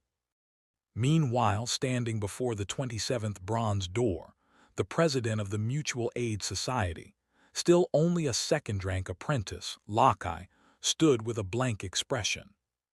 Suddenly, a voice from a nearby apprentice echoed down the hallway. I saw Fireball. Upon hearing the long-awaited signal, Lockeye's lips curved into an exaggerated smile. Heh, he chuckled eerily as he glanced at the bronze door in front of him. The master sent me a signal. Now I'll satisfy your hunger. Haseli. Haseli. Haseli. Immediately, identical eerie laughs echoed from behind Lockeye. Behind him stood a group of lower-level apprentices, their faces expressionless, each wearing the same twisted smile at the same angle. After the laughter, they moved in unison, even the angle of their joints bending in sync, as if they were puppets on strings, slowly advancing toward the bronze door. As the low-level apprentices drew closer, a powerful aura of pressure emanated from the bronze door. A few apprentices closest to the door collapsed onto the floor with a thud. But they quickly scrambled back to their feet, tears of terror streaming down their faces, yet they had no choice but to continue moving forward. Even Lockeye, standing behind them, felt the weight of that oppressive force. Yet he wasn't afraid, rather he felt incredibly excited. Let me see what's really inside the lair. Dozens of apprentices stacked up in front of the door, extending their arms to jointly push the bronze door open just a small crack. As soon as they opened that tiny gap, a kaleidoscopic world beyond the door was revealed to all. Before they could even collect their thoughts from the awe-inspiring sight, pale, slender arms began reaching out from behind the bronze door. These arms greedily caressed the lower-level apprentices, who smiled while crying like lovers, drawing them into the mysterious world behind the door. A few apprentices finally struggled free from the control. They screamed incoherently as they tried to push their way out of the crowd. But Lockeye, standing at the back, raised both hands, and several transparent thin threads faintly appeared at his fingertips. With the appearance of the threads, the apprentices who had momentarily escaped, overcome by fear, were forced to turn back toward the door. Tears streamed from their eyes, but their lips twisted upward into an unnaturally wide smile. As the long arms pulled every apprentice standing near the door into the world behind it, the kaleidoscopic world inside became even more dazzling, and the air grew more suffocating, dark black spots appearing here and there. Lockeye began to feel some pressure. He smiled and shook his head. So dangerous. Well, forget it, I won't play with you anymore. With that, Lockeye took 2 steps back from the 20th layer, leaving the desperate apprentices behind to watch as they were pulled into an unimaginable world. After leaving the 20th layer, Lockeye clapped his hands together, hopping on his toes in excitement as he walked. You all must be starving after all these years, right? Go ahead and eat. It's all prepared for you. Once you're full, you can really have some. A similar scene was unfolding in front of the bronze door on the first floor of the East Tower. However, Leading this group was another female third-rank apprentice. This female apprentice had never bothered to acknowledge Lockeye before, but privately, she obeyed his commands without question, showing no signs of discontent. On the other side of the bronze door, Haywood, sitting in the first storeroom, was initially distracted, watching a group of snails with duck-like feet scurrying around the floor. Suddenly, he felt a strange sensation. Who dares to invade the storeroom while the mentor is conducting an experiment? Haywood's earlier despondency immediately turned into anger, though he kept his emotions in check, maintaining a calm exterior even as his fury grew. He quickly left the storeroom, strode through the long hallway, and arrived at the bronze door. By the time he reached the door, it had already been pushed open. His anger surged even more, and he muttered under his breath, looking for death. But when he approached the door, he found the chaotic, kaleidoscopic world within was spilling over from the frame. Having spent over 10 years in the first storeroom, Haywood had some understanding of the layer and knew how to close the door in advance. However, as he was about to step forward to restore the door, he heard a piercing scream behind him. Heidi. At the sound of his sister's voice, Haywood immediately halted and turned back toward the bronze door. This time he saw many dark figures inside, barely visible within the twisting, colorful world. Haywood's entire body trembled. Who brought so many people into the lair? Don't they fear the vengeful spirits inside? For some unknown reason, thinking about the lair's potential for rebellion filled Haywood's heart with an indistinct fear. For a moment, he stood rooted to the spot, afraid to approach. Meanwhile, Kelly, out of breath, had reached the laboratory of Mentor Gyudo. Her hair had been drastically shortened since their earlier encounter, from shoulder length to barely ear length. She had used all her golden hair, which was infused with metal elemental energy, to fend off the pursuing Jiro. Though Kelly was close to advancing to third rank, she still wasn't quite a match for the top-tier third-rank apprentice, Jiro. Yet strangely enough, it seemed that Jiro wasn't fully committed to pursuing Kelly. He walked leisurely with his hands in his pockets, and when faced with the metal strands of hair that Kelly used to block him, he merely tilted his head and dodged effortlessly. Thus the two of them, one in front and the other behind, arrived at Master Gyudo's laboratory. Upon entering the laboratory, Kelly immediately scanned the long table in the room, where the antidote for the soul toxin she had prepared was placed. Although it wasn't the antidote for the newly enhanced toxin she had created, if she could take it to Saul, it would definitely relieve his symptoms significantly. Star grass, soul-devouring ants, eliminating solvent. Kelly rushed to the workstation, quickly rummaging through the items, while desperately activating her brain to think of the antidote solution for the enhanced soul toxin. However, after a few seconds of searching, she found nothing related to the antidote she had secretly prepared. "It's not there," a light sigh echoed from the corner of the room. "You're so flustered. After all this time, you still haven't noticed me. It seems Saul has already been poisoned." Kelly immediately straightened her back, her face darkening as she looked toward the source of the voice.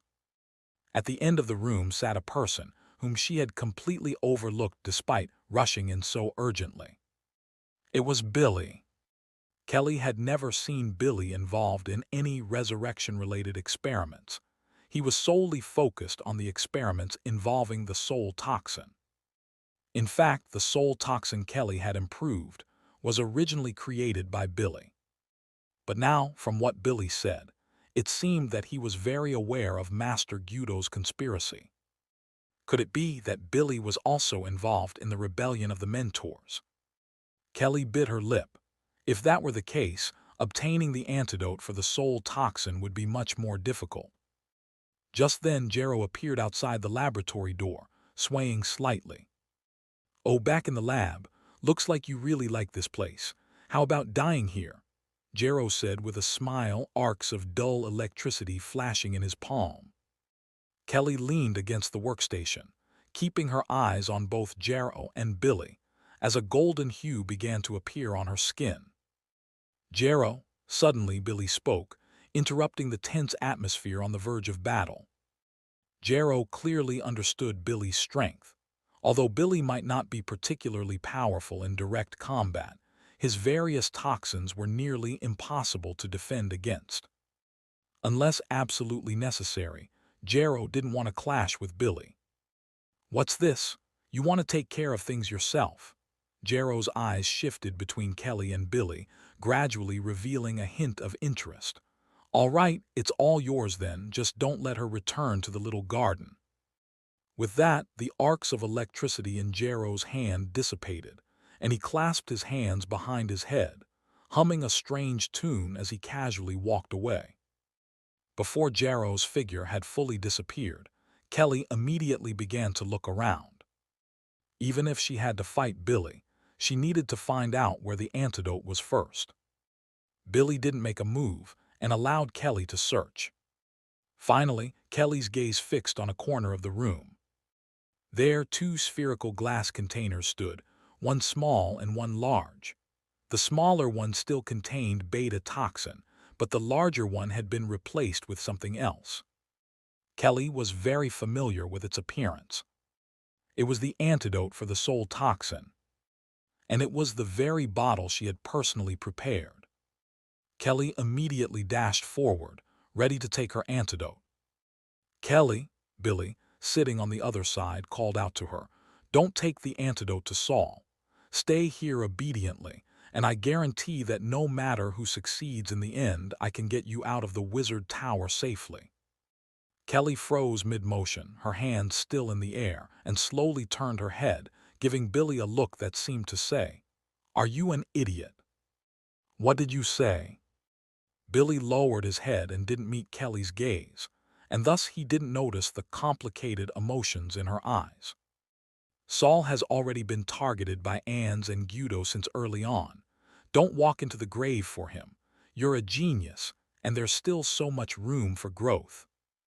Billy didn't usually like to talk, and this was the first time he had spoken so much to Kelly. But halfway through her listening, Kelly no longer had the patience to hear more. She simply turned her head, placed her finger firmly on the spherical glass, and began drawing runes. As her fingertip traced the last symbol, the spherical glass opened. Kelly's eyes lit up with excitement. Though the ceiling formation was slightly different from the one before, it was nothing she couldn't handle. She reached in and grabbed the antidote. "Sigh," Billy let out a long sigh. Kelly immediately tensed up. Maybe Billy had been waiting for her to take the antidote before making a move on her. She was ready for a fight. Billy was not as skilled in combat as Jarrow, and even though Billy wasn't necessarily weak, Kelly was confident she could escape with the antidote if a confrontation did happen. However, just as she was about to pull her hand out of the glass, she suddenly felt something sharp pressing against her wrist. Seeing Kelly freeze, Billy spoke slowly. "The syringe inside is already filled with your alpha radiation toxin. If you take the antidote out, the toxin will be immediately injected into your body. Radiation toxin, you know. There is still no antidote for it." Kelly sneered, glancing back at Billy. "So you've been waiting for me here."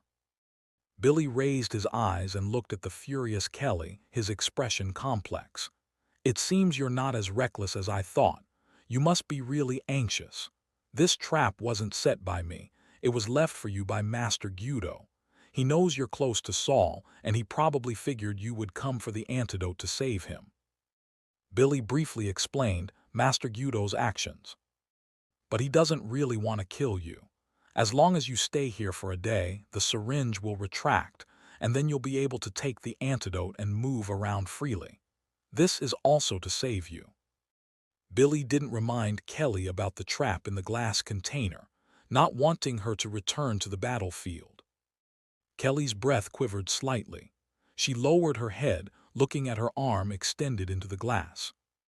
The syringe pressing against her wrist was transparent, probably the effect of some sort of magic, but Kelly could clearly feel the sharp object against her skin. She stared at her wrist, but in her mind the image of Saul's skin slowly dissolving came to her. "And what about you? If I want to leave, will you make a move on me?" Kelly's voice softened, but her back remained rigidly straight. Billy smiled slightly. "No." He patted the chair beneath him. "In fact, to prevent me from causing trouble, they've placed a binding spell on me as well. Before nightfall, I cannot leave a 1-meter radius from this chair." "I see." Kelly nodded, her eyes going blank, as if she had resigned herself to her fate. Seeing this, Billy hesitated and said, "If you're bored, we could talk about your radiation toxin. I've always been interested in it. Maybe we could discuss it and—" "Kelly, what are you doing?" Billy was stunned. He had been excitedly speaking when he suddenly realized that Kelly had pulled her hand out of the glass container and was now tightly holding the bottle of antidote in her palm. Though her wrist was covered by a layer of metal protection, there was still a black needle mark on it. Billy didn't know what to say. His lips trembled as he could only watch Kelly take the antidote, swipe a bunch of materials from the lab table, and then turn and run toward the door. "You're giving up your life," Billy finally shouted in astonishment as Kelly was about to step out of the room. Kelly's figure froze for a moment. She half turned her head and said in a calm tone, "Sorry, I can't wait, I really need to pee." As soon as the words left her mouth, her figure vanished down the corridor. It was clear that she was in a real rush. A real rush. Outside the wizard tower, in the small garden, when Saul saw Ans release a fireball spell into the sky, he knew that Ans probably had something else up his sleeve. He immediately thought of Lockeye, who had disappeared somewhere. "We can't wait any longer. Maybe we can try to force the detoxification." For this terrifying soul toxin, Saul wasn't without options. This soul toxin only targeted Saul's skin, but that didn't mean Saul's soul energy couldn't fight back. He decided to use soul fishing on his skin. Saul's skin was made of soul resin, which contained a rare material, Saul's own soul, which was why it was targeted by the soul toxin. He had only given soul resin to Senior Byron and Haywood. No one else had the formula. But there was one person, Ans. He had once broken Saul's finger for close examination. As a mentor well-versed in material studies, he might have discovered some secrets of the soul resin. With a plan in mind, Saul attempted to form gray, transparent tentacles in his palm. Once the tentacles formed, they were immediately affected by the toxin and softened rapidly, but Saul's eyes lit up. This might work.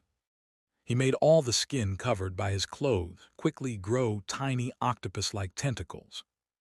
These tentacles weren't long or large, but they grew quickly and easily took shape. Before the tentacles could soften from the poison, they swiftly bent down and tightly pressed against Saul's skin, starting to absorb the spiritual energy within and the soul toxin wrapped in it. "It's working." Saul's eyes brightened as he felt the rate at which his skin was melting slow down. As long as he could hold on for a bit longer. Suddenly, a muffled groan came from Gorse's side. Saul immediately looked over and saw that the previously suppressed eruption on Gorse's body had worsened. Black blood poured out uncontrollably, quickly forming a small pool of black liquid on the ground. Yura, who was tightly clinging to him, smiled. "Kill me." She pushed herself harder into Gorse's wound, wanting to completely contaminate him. Ans, supporting Rum, stood up again. "I know the Wizard Tower is the trump card of your Glare family. With it, in most cases, you can't be killed, so until just now, you probably didn't think you'd die today, right?" Ans staggered forward a couple of steps, new fine black worms falling from his body, crawling toward Gorse. "But have you ever considered that one day, your Wizard Tower might erupt first, get contaminated, and lose control? Will you still be able to rely on it to clear the contamination? Or blow it up and die together with us. Chapter 428, Kill Saul First. The Wizard Tower was truly in revolt. Even Saul could feel it. The weathered gray tower trembled, and as debris fell, it wasn't just dust but chunks of plaster. Beneath the plaster, Saul seemed to see some liquid flowing, as red as blood. But that wasn't the most terrifying part. Saul looked up in shock and saw that behind the fallen plaster, translucent mouths appeared. They were screaming madly. Along with the screaming, there were also the desperate cries of men and women from inside the wizard tower. At the top of the tower, suddenly, a window shattered and an apprentice leaped out. He seemed to be a third-rank apprentice. As he jumped from the window, he cast a flying spell. But before he could fly 2 meters, a long, white arm suddenly stretched out from the window. The arm continued to extend and grabbed the apprentice by the ankle. The apprentice turned back and swung at the arm, but the next moment, more long arms shot out from the window, grabbing the apprentice's limbs and torso. "Help!" 2 more hands slammed onto the apprentice's face, effectively silencing his cry for help. In a panic, the apprentice couldn't maintain his flight, but he didn't fall. Instead, those long arms slowly dragged him back into the window. And this was just one of many chaotic scenes inside the wizard tower. Seeing this, Saul immediately realized that the internal layers were experiencing serious problems, and the backlash had affected the already unstable Gorsa. Gorsa collapsed to the ground, his voice twisting from pain to something more distorted. The black bandages that had completely enveloped him began to tear, with some tears no longer even covering his body. But the skin exposed by Gorsa was surrounded by a chaotic halo of rainbow-colored light. It was exactly the same as the scene behind the bronze door. Before Saul could digest this shocking revelation, black spots began to appear within the rainbow-colored halo. It was as if mold were growing on a slice of white bread. At this point, anyone could see that the problems in the wizard tower had severely affected Gorsa. Twisting in pain, Gorsa seemed unable to hold on any longer. He looked up at Ans, and in his usually calm eyes, a trace of fear finally appeared. At that moment, the diary in Saul's mind lazily turned to a new page. June 2, year 317 of the lunar calendar. No matter how powerful the beast, it can still fall into the hunter's trap. The ruler of the deep sea can also be stranded on the beach due to its enormous size. Now, you, the little octopus clinging to the ruler, will also be exposed above the water due to the death of your host. Steamed or braised? Why don't you choose one first? Saul clicked his tongue regaining its flexibility. Looking at the death warning in the diary now, it wasn't as frightening as before. He looked up, his gaze falling on the wizard tower behind Gorsa. After the mouths, eyes also appeared on the plaster of the tower. It seemed they hadn't been this free in a long time. The eyes squinted, basking in the long-lost sunlight. But in fact, their gaze was twisted and sinister, and they seemed to take pleasure in witnessing the death chase within the wizard tower. Inside the tower, the pain-filled wails became a comfortable accompaniment for the vengeful spirits. However, just as the eyes were happily preparing to continue enjoying the pain of others, they suddenly sensed a familiar mental fluctuation coming from outside the tower. The eyes slowly widened, their pupils gradually shifting downward. Then they suddenly expanded, almost filling the entire white of the eye. It seemed like they were seeing a devil outside the wizard tower. At that moment, Saul was floating in the area where the plaster damage was the worst, looking up at the eyes and mouths that had emerged to enjoy the fresh air. Saul, upon seeing the death warning in the diary, had his soul leave his body. Yes, in front of several mentors and a tower master who was about to be polluted and mutated, he blatantly left his body. But he couldn't stay still anymore. After seeing those hands, mouths, and eyes extending out from the wizard tower, he knew that the revolt inside the tower, which had plunged Gorsa into a full-scale mutation crisis, was caused by the vengeful spirits trapped in the internal layers. These spirits seemed to have a deep connection with Gorsa, and once they twisted and went mad, they severely affected Gorsa's state. What had once been a delicate balance was instantly shattered. Ans was about to strike at the tower master, and Gorsa had no strength to resist. Like a whale stranded on the shore, no matter how powerful it once was in the ocean, now it could only wait to be slaughtered. But Saul wasn't a tasty little octopus on a grill. He was a sea monster capable of stirring up a storm. Is the revolt in the internal layers caused by you? The eyes blinked innocently, their pale eyes set against the dark walls, resembling pitiful little white flowers. The mouths, which had been screaming moments ago, were instantly silenced. Each one formed an O shape, and then, as if waking from a great dream, regained their rationality and began to quietly beg for mercy. It's not our fault. We are innocent. The door opened. The arms went out first. We just came out to breathe some fresh air. We're going back right now. The mouths hurriedly distanced themselves from the matter and prepared to retreat behind the walls. Even the eyes began to fade, seemingly wanting to sneak off with the mouths. Wait, Saul immediately called out to them. What I want is not for you to go back, but to calm down the wizard tower. His gaze swept across all the mouths and eyes. Can you pull those damned noodle-like arms back and close the door while you're at it? Damned noodle arms. The first to react were the eyes. They blinked, and with a whoosh, they vanished, moving at a completely different speed than the previous state when they tried to sneak off with the mouths. Right, just as Saul was about to say more, a sharp pain struck his spiritual body. He quickly looked down. It turned out that Guido had broken free from the nightmare butterfly's illusion and was the first to notice something was wrong with Saul's body. He directly released a spell at Saul's body. If it weren't for little algae blocking most of the attack for Saul, he would have been severely injured again. Saul had no time to waste. He quickly left a single phrase, "Hurry up," before hastily returning to his body. Then he rolled with little algae to the side, narrowly dodging Guido's second attack. Brother Saul, Penny's voice also resonated in his mind at just the right moment. I'm sorry, I can only hold on for so long. In order to help Saul block Guido, Penny had already exhausted all the veiled crystal essence that Saul had given her.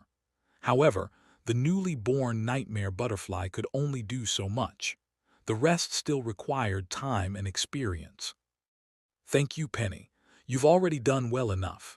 Saul naturally knew just how hard Penny had worked moments ago. Guido was furious, and it wasn't clear what he had seen in Penny's illusion, but in any case, he was now venting all his rage onto Saul. After failing twice, Guido suddenly produced several glass bottles. Each bottle contained a different colored gas. It was obvious they were all his poisons. Saul immediately jumped back. In midair, little algae shot out fiercely, diving into a nearby gardener's hut. Then, it contracted and brought Saul up to the roof. Guido, holding several bottles of toxins, immediately pursued. As soon as Guido's hand touched the potion bottles, Anne's black threadworms flew onto Gorsa's body. But as soon as they landed on the black bandages, the worms emitted a sizzling sound and began to smoke, as though they had climbed onto a hot iron plate. The swarm immediately fell to the ground, twitching and writhing. Anne's frowned. As expected, it's still too difficult to kill a second rank with just a first rank. Rum also tried to charge in, but despite Gorsa being curled up in agony, he was still able to block Rum's attacks with precision and counterattack. This left Rum with some significant injuries. Rum's chest heaved violently. How is this guy not mutating yet? If this continues, I won't be able to hold on. Gorsa was like an acrobat on a tightrope, always seeming on the verge of falling but never quite doing so. Then, Ans began, only for his gaze to suddenly change. He grabbed Rum and swiftly retreated 3 steps. Wait, his condition is improving. Rum was stunned for a moment, then suddenly turned around and looked at Saul, who had already jumped onto the roof. It's Saul, Rum shouted angrily. His mental power is connecting with the wizard tower. The disturbances in the tower are already lessening. The few mentors were all stunned. They couldn't imagine what method Saul had used to help stabilize Gorsa's condition. This apprentice, no, this newly promoted true wizard, had such powerful means. Their wariness of Saul immediately rose to a level just below Gorsa. Kill Saul first. Ans made a quick decision, instructing the others to act, while he himself, risking being killed by Gorsa in return, advanced to attack, trying to interrupt his recovery. Guido, who had been attacking Saul, paused for a moment, but then he also became ruthless. Fine, I won't keep you alive, but your corpse will make a great subject for research. Had he just planned to keep Saul as a research subject? But now he realized that this little guy, who was supposed to be a trophy, had actually managed to calm the Wizard Tower's revolt, indirectly saving Gorsa once. That meant Saul could also control their lives, didn't it? A person this dangerous could never be left alive. Saul, who had landed on the roof, was also feeling extremely anxious. In order to calm the vengeful spirits in the Wizard Tower just now, the toxins on his body were beginning to spread again. If Guido and the others continued chasing him, he definitely wouldn't have the energy to continue detoxifying. Being pursued by 3 true wizards, any slip-up could result in his immediate death. Little Algie continued to retreat with Saul.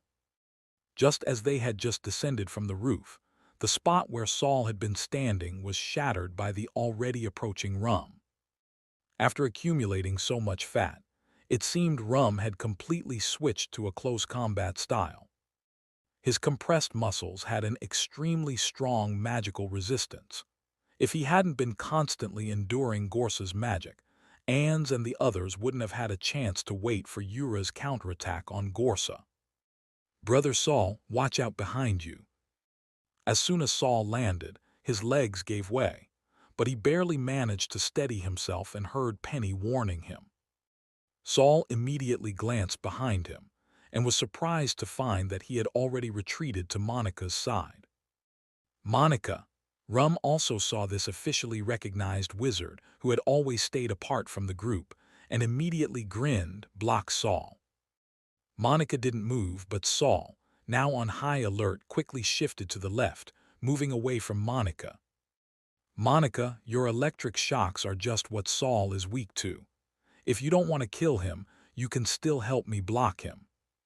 Saul thought to himself, seems like my low resistance to lightning has already spread. Damn it, if Monica attacks too, I'll probably have to let the toxin spread and use soul fishing, or risk opening the mental battlefield. Though the mental battlefield was powerful, he had never brought so many people into it before. Would it cause his brain to explode? Chapter 429, Genius and Liar. At the moment when Saul was caught in a dilemma, Monica, Gorsa, who had been curled up on the ground, surprisingly still had the energy to relay a message under Anne's intense attack. Protect Saul. For a moment, everyone froze. The first to act was Monica. With a flick of her hands, 2 whips crackling with golden arcs of electricity lashed out, creating 2 black holes in the ground. Then her second strike landed right in front of Rum. Get any closer and I'll strike. From a distance, Ans kept an eye on Gorsa's movements and loudly called out to Monica, Monica, don't forget who caused you to end up in your current state. Heh, Gorsa chuckled darkly, looking down at Yura's form on his chest. Yura, though brutalized, showed a hint of confusion, but I can also solve Monica's physical issues. Cough, cough. Gyudo immediately shouted, Monica, are you still willing to trust Gorsa? At the same time, Ans launched another attack on Gorsa, knocking him down. Seeing Gorsa easily taken down, Ans let out a slight sigh of relief. Maybe Gorsa was just forcing himself. You see, he can't save you, Rum quickly said to Monica. He won't survive today. But even though Gorsa was on the ground, he was still speaking, and his voice was growing clearer. I'm the only one here who can cure Monica. This is the power of knowledge. You don't have enough strength, yet you blame me for delaying your lives. Gorsa shook his head. Ans was furious. Despite the exhaustion of his spiritual body, he decided to cast a third-rank spell at Gorsa again. Saul, suddenly, another voice rang out behind Saul. It was Kelly. Saul immediately turned around, but in doing so, his neck muscles melted, and his head twisted into a strange angle. However, Kelly, who was running towards him, was not in a normal state either. Her entire body was covered in a layer of metallic armor, just like the full-body suit she wore when she first researched radiation toxins. But this time, Kelly was more tightly wrapped, with only her eyes exposed. Her running posture was strange, and there was a clattering sound coming from within her body. It was as if, instead of a human body, the metallic armor contained broken glass fragments. Saul immediately realized something was wrong with Kelly. He couldn't care about his own condition, so he forced his body to stay upright and had little Algie pull Kelly to his side. Meanwhile, Monica was already fighting Rum, but it seemed that she was no match for him. Saul quickly embraced Kelly, and the two of them tumbled to the ground. Here, Kelly stretched out her hand and pressed a vial of reagent against Saul's chest. Drink this quickly. Saul didn't hesitate for a second. He bent down, pulled out the bottle stopper with his mouth, spat it aside, and tilted his head to drink the entire potion. The liquid was very light, and once it entered his stomach, it vanished, as if he had inhaled a gas instead of drinking a solution. At the same time, the toxins on Saul's body quickly began to break down. Some black-gray substances gathered on his skin and with the wind dispersed and floated away. His once loose, aged skin tightened again, and even the color of his skin changed from pale gray to pale white. The poisoning and detoxifying seemed to have caused a change in Saul's soul resin as well. "Are you okay?" Kelly asked, tugging at Saul's collar. "I'm fine, thanks to you, Kelly. What's happened to you?" "I think you're really courting death." Gyudo had finally arrived, his bulbous head now oozing blood. "Since you're willing to die to save him, you both can die together," Gyudo said as he threw the recently unsealed poison vial toward the two. But this time, Saul immediately hugged Kelly and jumped away. However, when he landed, he suddenly heard another cracking sound coming from inside Kelly's metallic armor. And then Kelly let out a painful cry. "Kelly," Saul immediately froze in place. He had a bad feeling that the sound had come from Kelly's bones breaking. Gyudo raised his arm slightly, and the mist from the poison vial began to rush toward Saul like a living thing. He sneered, "She's been infected with radiation toxins. If you think she's dying too slowly, then keep moving her." Gyudo threatened Saul, but the mist he controlled didn't stop at all. It completely disregarded Kelly's life and death, continuing to envelop them. Saul quickly activated his soul armor technique, enveloping both himself and Kelly within it. But the soul armor clearly wouldn't hold for long, crackling and sizzling as it was corroded by the mist. The situation was dire, but Saul didn't focus on the external danger. After the quick movement just now, Kelly's breath had suddenly become faint to the extreme, as though she would die the next second. Saul hurriedly pulled out a Heart Guardian potion, but he couldn't find where to administer it. He then cast a second-rank spell, False Life, on Kelly, but she didn't seem to improve. Radiation toxin, Alpha, Saul's voice trembled. If he remembered correctly, Alpha hadn't developed an antidote yet. After handing over the antidote, it was as if Kelly's final breath had been exhaled. Her entire condition rapidly deteriorated. Dodge he could. Saul wasn't mistaken. Kelly's body was truly shattered. Don't dodge, that wouldn't work either. Facing his dying student, Gyudo showed no intention of holding back. Each one of his attacks was just another step in killing Kelly. Saul could dodge them. Kelly could. Saul's hands trembled slightly as he loosely held Kelly in his arms, then suddenly raised his head and glared at Gyudo, his eyes bloodshot. With only a thin layer of his soul armor left, on the verge of dissolving, Saul made the worst-case plan. He lowered his head and gently whispered to Kelly, "Don't be afraid." Kelly endured the pain and replied, "I'm not afraid." Holding Kelly with one arm, Saul freed up his right hand and began to reshape it. His pale right arm, responding to his will, transformed into a giant net. At each intersection of the net was a razor-sharp protrusion like a blade. Just as Saul was about to launch his attack the instant the soul armor broke, his vision suddenly blurred. Gyudo had vanished. But on closer inspection, Gyudo hadn't disappeared. It was Saul who had been instantly transported from the garden directly into the circular laboratory on the 20th floor of the Wizard Tower. Looking down, Kelly was still lying steadily in his arms. Was that teleportation? Saul guessed with surprise. Gorsa has recovered. No sooner had he thought that than a voice whispered in his ear. Saul saved Kelly first. It was Gorsa's voice. He seemed to be back in control. You can use anything in the lab. Master, are you all right? Saul didn't know if Gorsa could hear him, but he asked anyway. Thanks to you, I'm fine now, but there's no time left. Sigh, Gorsa responded with a sigh. This experiment failed again, but everything else you don't need to worry about. After that, Gorsa's voice went silent. The death warning in the diary had also closed not long ago. The crisis seemed to be over.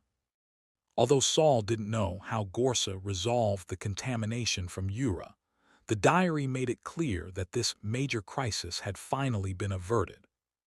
But Saul wasn't feeling much relief. He carefully laid Kelly on the nearest stone sarcophagus. Even then, Kelly's body emitted a few more cracking sounds. Saul, Kelly's breath was so faint he had to lean in to hear her. I don't have much time. No, I'm going to start detoxifying you right now. I've studied Alpha 2, worst case, I can at least preserve your soul. Shut up, Kelly's voice was weak, but her tone was as forceful as ever. Saul shut up immediately, but his mind was racing through every bit of information he had on alpha radiation poison. To his surprise, the next thing he heard was Kelly rattling off a string of formulas. Saul was nearly too distracted to catch it. Fortunately, Penny repeated it right after. What's this? Saul had a faint idea. It's the framework I used before in my radiation antidote research. Kelly tried to make her voice clearer. On the way here, I came up with a new approach. She glared at Saul and recited another formula. This time, Saul listened with full attention. My head about to explode. Kelly's voice grew faint and hazy again. Using her last bit of strength, she said, "The rest is up to you. You're such a genius, you'll definitely find the antidote. Don't let me die. I'll haunt you even if I'm a ghost." With that, Kelly's eyes rolled back, and she completely passed out. And yet, Saul was still mulling over the formulas Kelly had just given him. It was a dozen seconds before he finally let out a long sigh. Kelly, you were the real genius all along. While Saul was working on formulating the antidote for Kelly, Gorsa was once again attacked by ants. But this time he didn't fall. From the crack in his chest, Yura's entire form had almost fully merged into his body. Yet the contamination on Gorsa's body showed no further signs of worsening. His back hunched slightly, arms shifting in front of him, head slowly rising. The resurrection experiment, it seems I'll have to call it off. His words made the other mentors, still intent on killing him, freeze with dread. What does he mean, the resurrection experiment is off? Wasn't this whole thing already a counterattack using the contamination? Anne's expression twisted violently, a strong urge to flee rising in his chest. The moment Saul suddenly disappeared, he'd sensed something was wrong. He immediately grabbed Rum, trying everything he could to kill Gorsa before he finished mutating. But the heavily injured Gorsa's mental state was only improving. This didn't make sense. "We really almost lost it just now," Gorsa said, and suddenly seized the back of Ura's spectral head embedded in his chest. "To kill me, you were willing to plant so much evil thoughts inside yourself." He yanked hard, tearing, and forcibly pulled Ura's soul body straight out of his wound. Along with it came the blackened flesh that had contaminated within his body. But once that flesh hit the floor, it began to squirm, merging with the pool of black blood already soaking the ground. Immediately after, a vast and explosive surge of terrifying magic power erupted from Gorsa. Anne's froze. A second later, he turned sharply to flee. But before he could even pivot, an immense force came crashing down from above, pinning both him and Rum flat to the ground. Only their eyes could move, bulging wide as they stared upward, utterly stunned as they looked at Gorsa. This time it was Anne's voice that turned hoarse. "You tricked us." The black bandages around Gorsa's body began to peel away, one by one. But this time, what lay beneath was skin untouched by sunlight, fair and luminous. That skin even shimmered with a pearlescent glow. As the bandages unraveled bit by bit, a completely new Gorsa, one who could only be described as handsome, stood revealed before them all. His silver eyes opened once more, now burning with a radiant platinum hue like the midday sun. Monica, the only first-rank wizard still standing, trembled as her lips parted. Could this be the true appearance of Gorsa from the Glare family? Gorsa waved a hand, and a nearby cloak flew over to him. He wrapped it around his shoulders, covering both himself and the soul form of Ura still dangling from his left hand. "You've done well enough." His voice grew gentle once more, as if he hadn't just been on the brink of death. "Looks like I pushed things too far and nearly let you succeed," he sighed as he spoke. "But you ruined my resurrection experiment, and I'm truly very angry about that." He slowly walked over to Anne's, looking down at the man who had plotted so meticulously against him. "I knew you'd meddle with more than just the blue water soul. What I didn't expect was that Ura would go so far as to try and take me down with her, just to help you, and with that trap in the Wizard Tower's interlayer. For a moment, I genuinely thought I was going to mutate." Gorsa tilted his head slightly. "If my hands weren't full right now, I'd really want to give you a round of applause." Anne's eyes were nearly bulging from their sockets, bloodshot and furious. "You were never on the verge of mutation at all. You were faking it the whole time." "I never said I was mutating. I merely said I didn't have much time left. But yes, I did let you misunderstand me on purpose. Otherwise, how else would you have been so desperate to exploit my weakness and put so much effort into sabotaging the resurrection experiment? You all knew I would be able to determine the experiment's viability, so in order to kill me, you had no choice but to try creating a truly feasible experiment yourselves." Anne's let out a bitter, mocking laugh. So that illusion of the future inside the interlayer wasn't a prophecy at all. It was just a fabrication to mislead me. Gorsa gave a slight smile in return, just a little trick of mine. Then, as if recalling something, Gorsa's expression dimmed. "There was one thing you succeeded in. The little time I had left is now completely gone." Beside Anne's, Rum, still straining with every ounce of strength he had left to lift himself, suddenly looked up in shock and hope after hearing those words. But before he could speak, Gorsa continued, "I've been suppressing myself for a long time, so long that I really started to think I might mutate. It's a pity. I didn't manage to complete the resurrection experiment before advancing. I'll have to return to my family's old path now." The moment the words left his mouth, the black blood beneath Gorsa's feet began to move on its own, as if an invisible quill had dipped into ink and started drawing across the floor. In just a few heartbeats, the resurrection experiment's magic formation beneath their feet had transformed into a different one entirely. Magic began to surge along the arcane symbols, resonating with the powerful waves of magic radiating from Gorsa himself. "Since you've taken from me another path to advancement, then become the magic power that fuels my ascension." From the pitch-black blooding formation, a blinding white light suddenly burst forth. And beneath that light, Anne's and Rum, still pinned to the ground, both let out inhuman, blood-curdling screams. Chapter 430, Radiant Gorsa. Two first-rank official wizards. Within the wizard tower, they were already the most powerful figures aside from the tower master himself.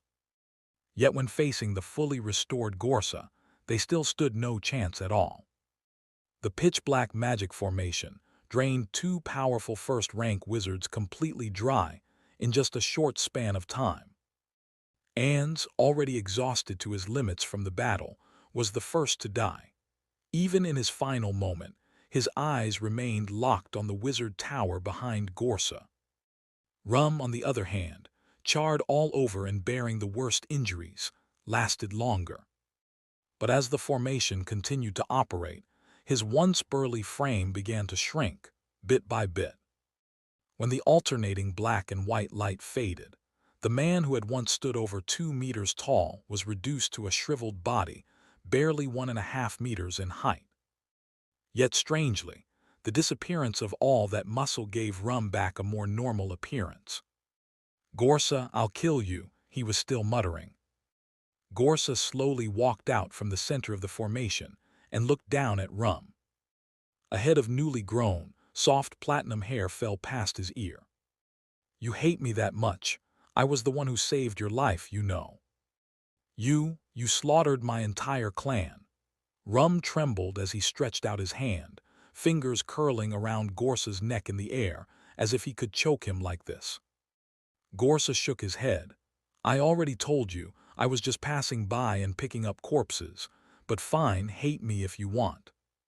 He crouched slowly, reaching out to touch Rum's ruined body. His expression was as if he were caressing a fine piece of leather. "So this is the pinnacle of your light element wizardry, converting energy into matter while maintaining dual defense and attack against both forms. No wonder you managed to last this long." Gorsa's eyes began to brighten bit by bit. Truly, the perfect material for a vessel. Suddenly, he turned around, looking toward the 20th floor of the wizard tower. After a moment of thought, he let out a soft laugh and shook his head. "Well, that kid did save me once." Gorsa's hand moved from Rum's back to the back of his skull. First, we'll need to remove the impurities." A faint glimmer flashed, and Rum's head vanished on the spot. All that remained on the ground was a trace of ash, perhaps the last remnants of what could still be called his remains. The rest, Gorsa casually collected with a wave of his hand. Not far off, Monica was helping Kaz as they made their way over. Both of them were trembling, their faces pale as corpses. Gorsa stood up, "Where Guido?" Monica bit her lip. Arcs of electricity still danced across her body, and patches of her skin were alternating between black and white. It was the price she paid every time she expended her magic on a large scale, and also a serious, lurking danger. "While you were advancing, he escaped." Gorsa raised an eyebrow. Now that he had eyebrows again, their color was slightly darker than his irises. You let him go on purpose. Beside her, Kaz was clutching his neck. It had healed somewhat, but the injury was still serious enough that he needed Monica's support just to walk. Tower Master, Kaz sent Gorsa a voice transmission. Gyudo has alpha radiation toxin. We couldn't get close to him. Alpha, huh? Gorsa didn't sound angry. Supposedly a strange name Saul came up with. Now even the developers of the alpha toxin have collapsed under its effects. It's unclear if they'll even survive. You not daring to pursue Gyudo makes sense. As for what had happened to Kelly, all of them had their suspicions. Gorsa looked at Monica, and she flinched instinctively. Because she couldn't fight for long periods, Monica had chosen to stay out of the fray at the start.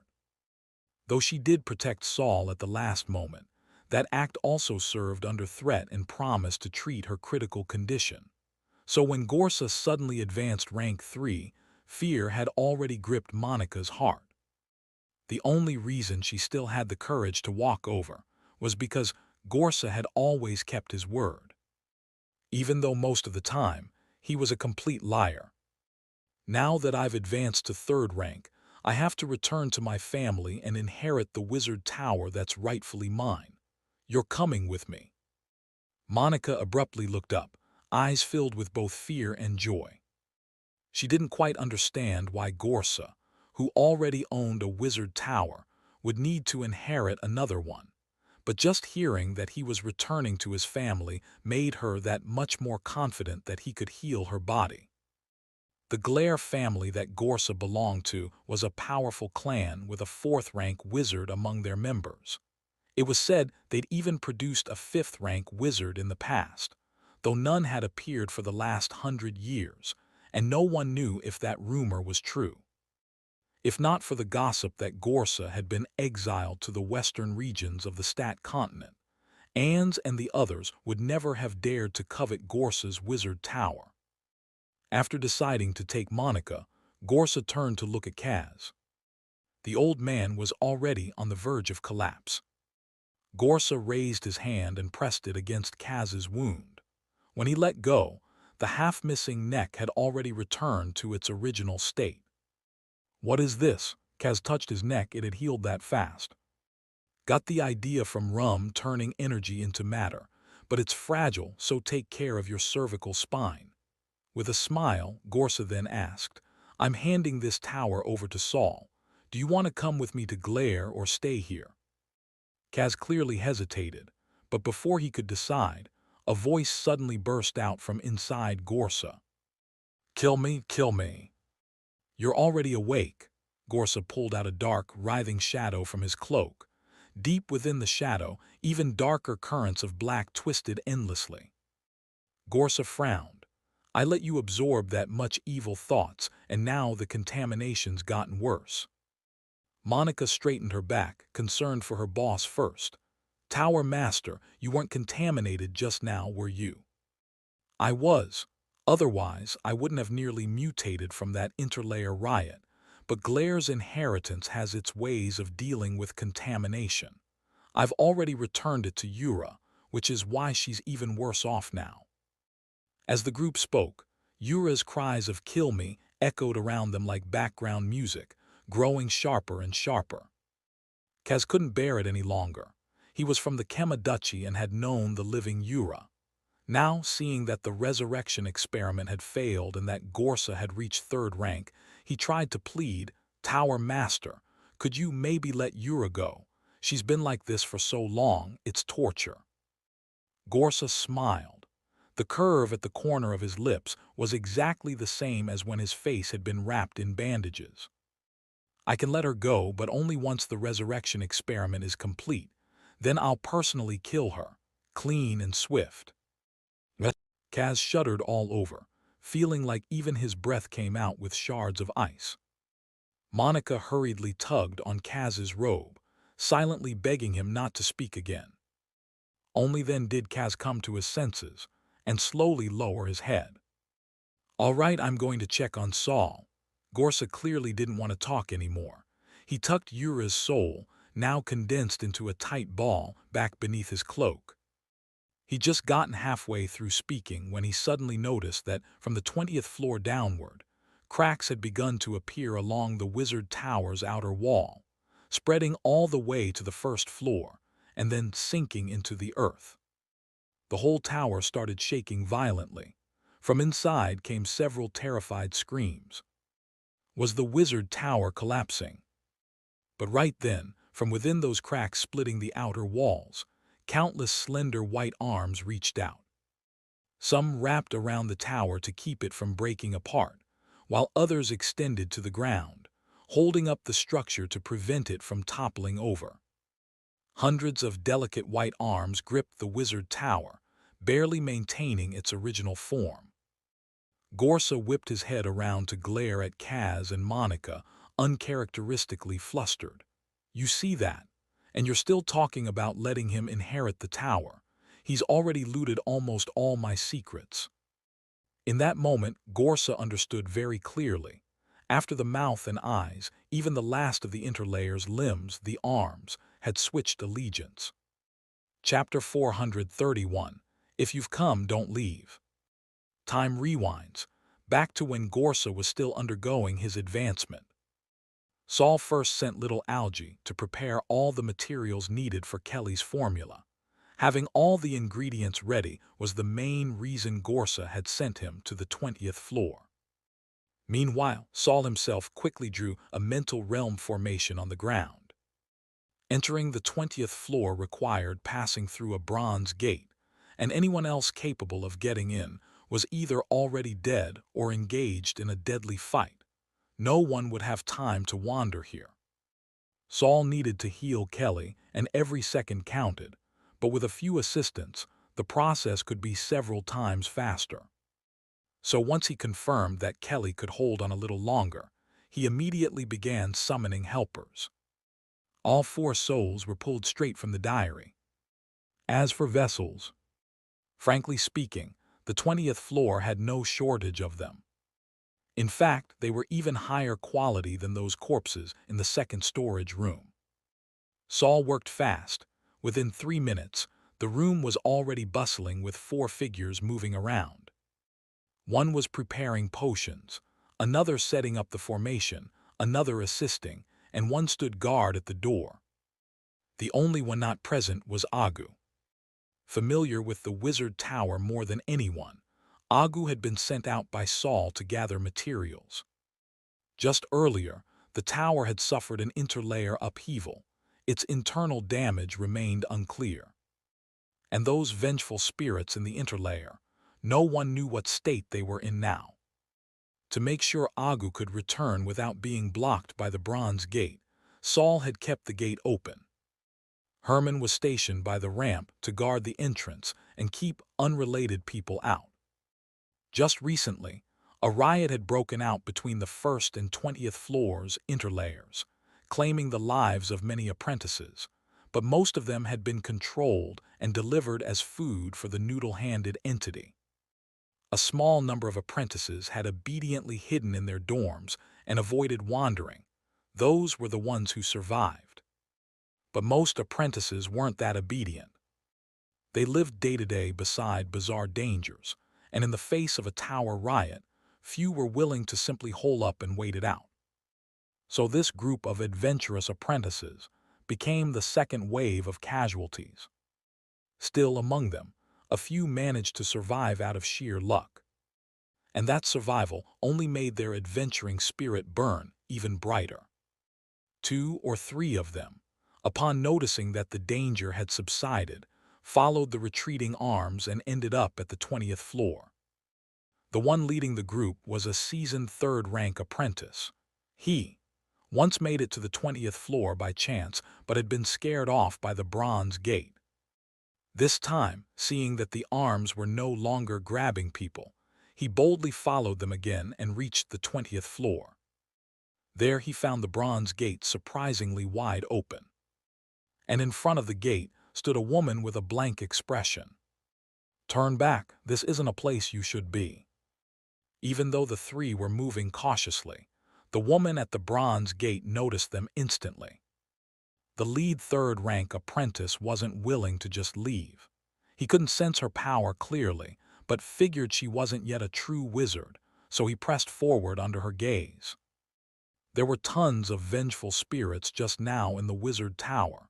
We came to check if everything's okay, see if you need any help. Help is not needed, the woman replied coldly. Leave. Now closer, the third-rank apprentice sensed that her magical fluctuations were roughly on par with his. With two companions backing him up, he grew even more confident. He approached with a smile. Are you sure? I don't think I've ever seen you before. I'd say you're the one causing the problem here. Herman suddenly stood, darting from the gate to the apprentice like a lightning strike. Before the apprentice could even react, he felt a chill in his chest, and then nothing at all. Herman dropped the corpse from his hands and glanced at the entrance of the ramp. The two apprentices hiding behind immediately turned and fled in terror. Shaking the blood from his hands, Herman returned to sit calmly before the gate. Naturally, Saul had noticed the commotion outside, but he had no objections to Herman's handling of it. His command to Herman had been simple: keep outsiders from entering politely. Herman had done just that. Not long after, Saul noticed Herman slowly retreating step by step into the laboratory. He paused his movements and turned his head to look, only to see Herman's limbs entangled in a layer of shimmering, silken threads, delicate as gossamer. So that's why those people came running down from above. Lockeye walked in with a smile. His right hand was slightly raised, each finger connected to a thread-like filament, manipulating Herman's movements.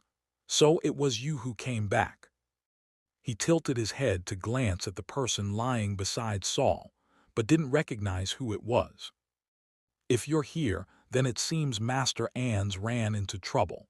Let me finish what he started and take care of the one that slipped through. Saul glanced again at Herman, whose face remained expressionless and innocent. Ignoring Lockeye's threat entirely, Saul simply lowered his head and resumed working on the reagents. Anne, who was assisting, stepped forward. Master Saul is busy. Come back later. If you're in a hurry, feel free to kill him first. Herman. Lockeye. Lockeye was a bit confused. This wasn't how things were supposed to go. Had subduing that woman so easily given him the wrong impression? Alarms suddenly went off in his mind. He began to step backward. Since you're here, don't leave. You might come in handy, Saul said casually, not even lifting his head. That confirmed Lockeye's fears, just like the way the vengeful spirits had abruptly retreated into the interlayer. Something was going in a direction completely out of his control. He might never have had the chance to leave in the first place. Lockeye immediately used Herman as a shield, putting him between himself and the others, and turned to run. At that moment, two figures appeared at the entrance, completely blocking the way out. One was Agu, the other shockingly was Byron. As per your instructions, I went to the second storage and happened to see Master Byron awaken. I thought you might need help, so I brought him with me. Agu bowed to Saul from the doorway. He glanced briefly at Lockeye, now caught between them, but said nothing more. I'll continue searching for the materials. Saul nodded, then seemed to remember something and asked, Did you see Haywood? Agu shook his head. The first storage is a mess. Looks like someone broke in. There are only a few corpses inside now. Saul paused briefly. Go on then. If you see Billy, tell him. If he doesn't want the gray matter incident exposed, he'd better come help. Yes, Agu departed again. Inside the room, Lockeye, who was being blatantly ignored by everyone, was utterly stunned. At this moment, he suddenly realized he could no longer read Saul at all. How do you know about the gray matter and Billy's connection? He couldn't help asking. Saul didn't respond. Instead, he turned to Byron, who was also looking a bit confused. Senior, you've recovered. Byron entered the lab, deliberately ignoring Lockeye in the middle. Yes, but let's not talk about me. Need help. He heard Saul's words, and understood that Saul currently needed more hands. Yes, Saul raised his head again, though he still didn't leave Kelly's side. I could use some help. Without another word, Byron came over and lowered his head to examine the reagent Saul was mixing. He glanced at the parchment beside Saul, densely packed with notes, and frowned. Something involving metals and toxins, this is. He took a closer look at the person lying in the stone coffin. Is that Kelly? She. Byron finally recognized who it was and frowned. She's been poisoned by metallic radiation. The parchment contains the antidote's design. The red parts are my revisions, but I've never worked with metal elements before, and my knowledge of toxic elements is limited to what I've read. Senior, can you check if the theory holds up? I'm not well versed in either field either, but I think your reasoning is sound. Saul nodded and looked at the notes Kelly had left behind. To save her, we need to first remove the radiation poison from her body. Only then can we remove the metal from her surface and treat her damaged limbs and organs. Kelly's idea was to use electromagnetism, but Mentor Monica is currently unstable. Right. Where, Giro? Finally, Saul turned his head to look at Lockeye. The latter was now surrounded by Anne and Morden, with no path of escape. Herman, the supposed hostage, was utterly useless. He stared blankly at Saul, unable to comprehend how things had reached this point. Chapter 432, The 21st Floor. Locke couldn't accept that he had just become Saul's prisoner. But he could tell that the two people surrounding him at least had the magic fluctuations of third-rank apprentices. Add to that Saul, who had suddenly grown mysterious, and Byron, who had somehow appeared again. Wasn't Byron already dead? He had personally stitched that corpse and sent it out of the wizard tower under control. So how was he alive now? And Saul had even said something about recovering. Could it be that Byron hadn't died at all? Seeing Lockeye's eyes spinning in thought but his mouth staying shut, Anne frowned and urged him, if you know, just say you know. If you don't, say you don't. Why do you even need to think about it? Indeed, many thoughts had flashed through Lockeye's mind, but just before speaking, he suddenly revealed that familiar smile again. Giro should have been outside watching the show, but from the way you're talking, he must have slipped away early. In that case, he's probably gone to the library. After all, to a wizard, the most important treasure is knowledge, and he's always liked looting while others are distracted. There were two libraries in the wizard tower. One was the public library on the 5th floor. The other was the tower master's private library on the 19th floor. Saul stood up. Senior, stay here and keep an eye on Kelly for me. I'll go in person.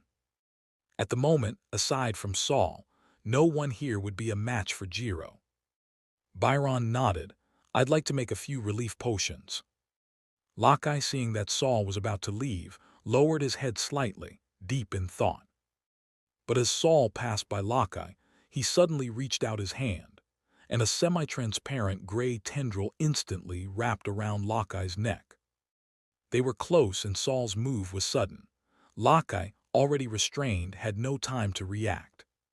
He instinctively tried to manipulate his silk threads to cut the tendril, only to find they passed right through a shadow, never touching the actual body of the tendril. A soul-body attack. Lockeye's eyes widened, finally realizing something terrifying. You've advanced to a true wizard. Saul didn't answer, he simply acknowledged it. Let's go. First to the 19th floor. I'm in a hurry, so you'd better keep up. Otherwise, it's going to be unpleasant. Before he even finished speaking, Saul had already dashed off. Though Locke hadn't figured out how Saul's attack worked or how dangerous it was, he wasn't stupid. He immediately followed Saul, keeping their distance unchanged. All along the way, Saul ran without looking back. Lockeye followed closely behind. At a glance, it looked like he could strike Saul from behind at any moment, but that thought was quickly suppressed. He wasn't a fool, and Saul was even less so. The fact that Saul dared to use a single transparent tendril to control him meant he was absolutely confident in it. Now's not the time, Lockeye reined in his emotions, though the corners of his mouth slowly curled upward. So Saul is already a true wizard. Then it's likely that Master Ans is done for too. Sorry, Master. The plan's changed. I've got to look out for myself now. The two soon reached the library on the 19th floor. The great doors remained tightly shut, undisturbed by the chaos in the in-between layer. The various corpses lying on either side of the door made it clear that a fierce battle had taken place here. Apparently, Jiro wasn't the only one who tried to exploit the chaos to get in. Saul swept a glance over the bodies on the ground and immediately noticed the charred marks of electrical burns on several third-rank apprentices. Jiro been here. He must have tried several times to get in but failed, then left, Saul said, turning and taking off again. Lockeye had no choice but to follow quickly. When they reached the ramp, Saul was about to descend when Lockeye suddenly spoke behind him. I don't think someone as prideful as Jiro would be interested in what's on the 6th floor. Saul stopped, giving Lockeye a cold glare. Lockeye grinned, as if he'd regained the upper hand. Saul had long found that he laugh of his irritating. With a slight flick of his mental strength, the transparent tendril around Lockeye's neck suddenly tightened. Lockeye instantly stopped laughing. In that moment, his soul experienced a violent jolt, as if some powerful suction was trying to rip his soul right out through his pores. He probably went to the 21st floor. Lockeye's smile vanished instantly. His nostrils and lips trembled. The feeling of being forcibly separated from one's soul was completely different from doing it voluntarily.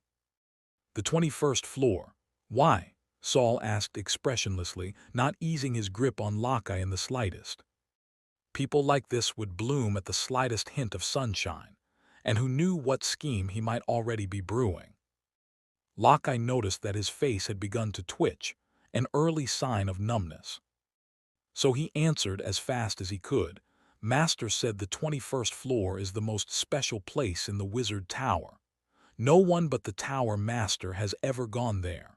It might be the brain of the entire tower, where the key to controlling the tower is hidden. Jiro wanted to steal the entire Wizard Tower. When he left, he still didn't know Ans and the others' rebellion would ultimately fail. If he was bold enough, he might really take this chance to enter the 21st floor, the most mysterious part of the Wizard Tower. Even if he couldn't gain control of the tower, he'd at least want to see if the Tower Master had hidden anything good there. Saul immediately recognized that what Lockeye said made sense and turned to dash toward the 21st floor. Lockeye was in considerable pain by now, but he had no choice but to follow. Otherwise, if the gray, transparent tentacle around his neck tightened again, it would feel even worse. Saul had only been to the 21st floor once, and both times it was via teleportation by the Tower Master.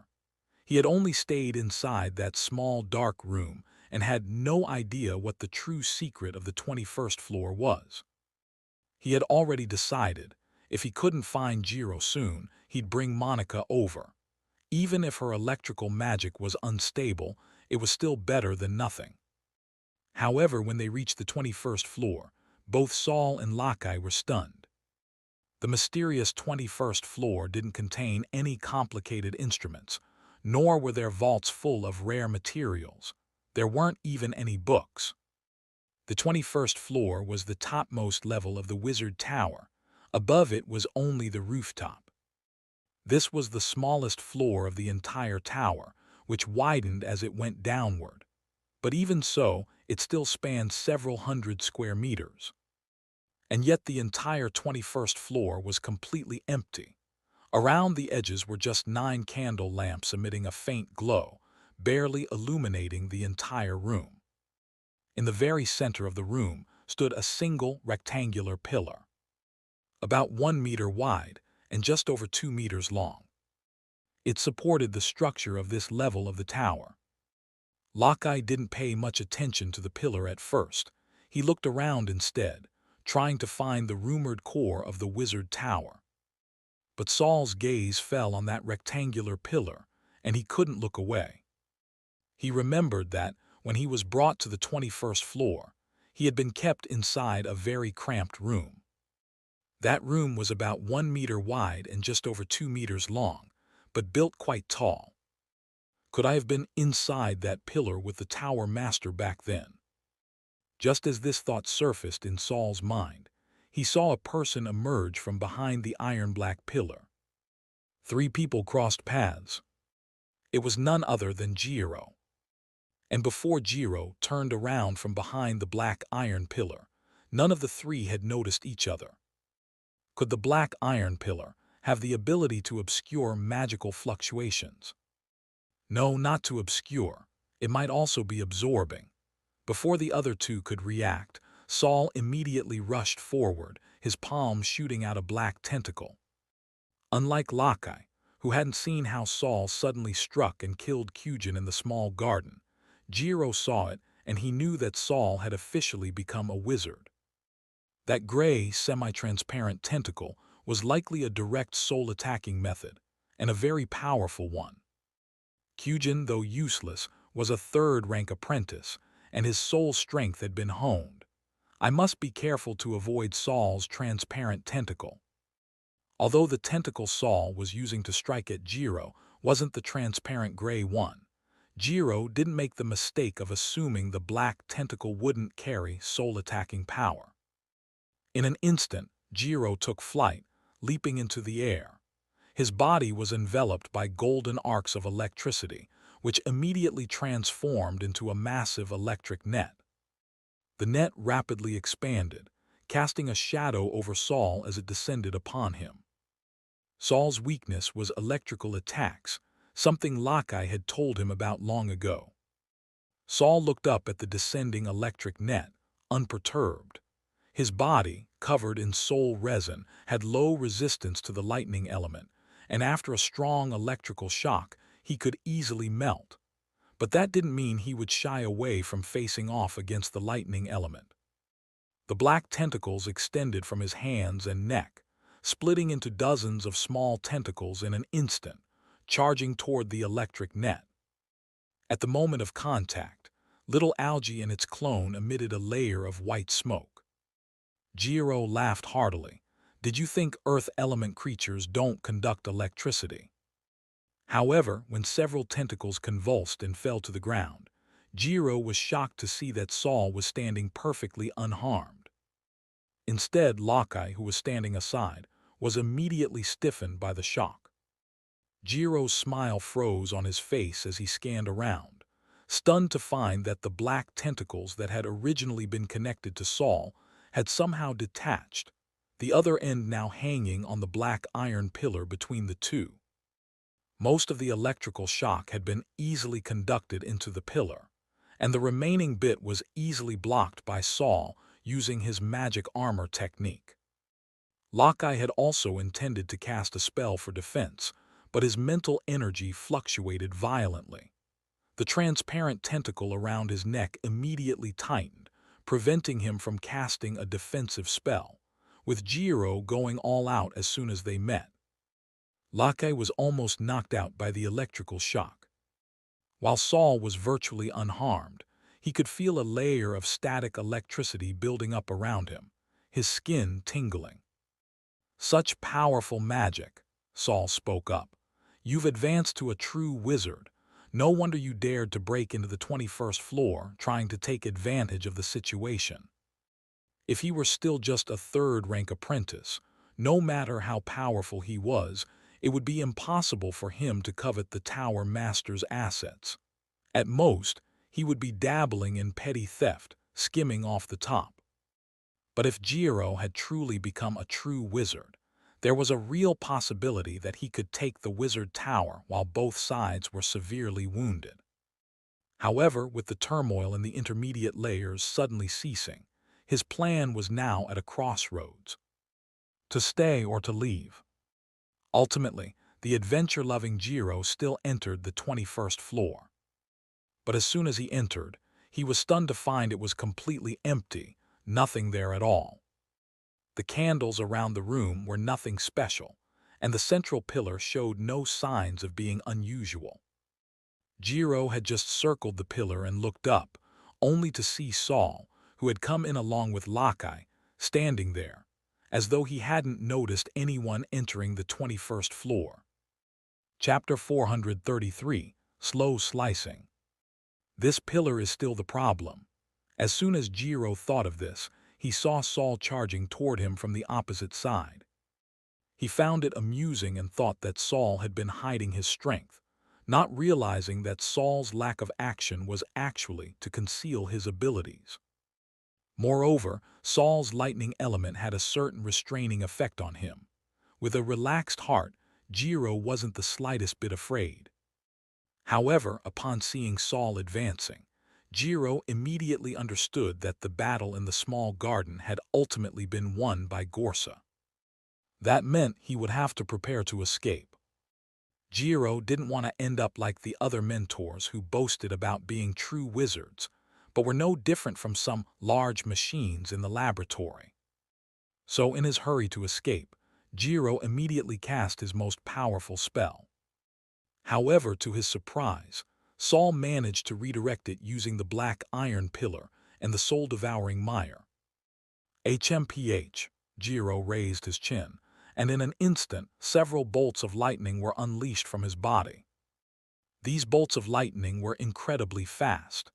The air groaned with the strain, and several spherical lightning bolts began to form in the air, moving erratically within the room. These bolts of lightning appeared quiet and harmless, but Saul could sense the immense energy contained within them from the magical fluctuations they emitted. If they exploded, the resulting force would likely be tremendous. But as Saul tried to dodge with Lakai in tow, he suddenly felt something binding his body, as if his joints had developed a mind of their own, pulling him toward one of the spherical lightning bolts. Out of the corner of his eye, Saul saw that his limbs had been bound by Lakai's transparent threads without him realizing it. He could only see the threads when he moved, reflecting light at certain angles. Saul tried to struggle, but the threads controlled the joints in such a way that it made it difficult for him to exert any strength. He couldn't break free in a short time, and he was being pulled along like a puppet. Then Saul saw Jiro manipulating the previously erratic spherical lightning bolts, now coming at him from all directions. If all these lightning bolts exploded on Saul, he would surely lose his skin. In a critical moment, Saul's palm suddenly extended a golden coin, which spun rapidly in the air. The instant Lakai saw the golden reflection, he immediately recognized the coin. "Fate's twins!" he exclaimed in surprise, but the next second he found himself surrounded by several spherical lightning bolts. Meanwhile, Saul stood calmly outside the circle, watching quietly. Even Jiro's face changed. The spherical lightning was difficult to control. He had already accelerated all the spheres toward the center, and it was too late to stop them now. If he tried to stop them forcefully, it would likely cause these lightning bolts to go berserk and explode unpredictably. "Sorry about this, Lakai," Jiro clicked his tongue, thinking to himself, "I'll take care of your corpse, Tilda." Lakai, trapped in the center of the spherical lightning bolts, saw that there was no gap to escape. When he looked directly at Jiro, whose face showed only a regretful expression, he knew exactly what the other was thinking. He twitched his lips. "Well, there's nothing I can do. Too bad, I still prefer little Saul more."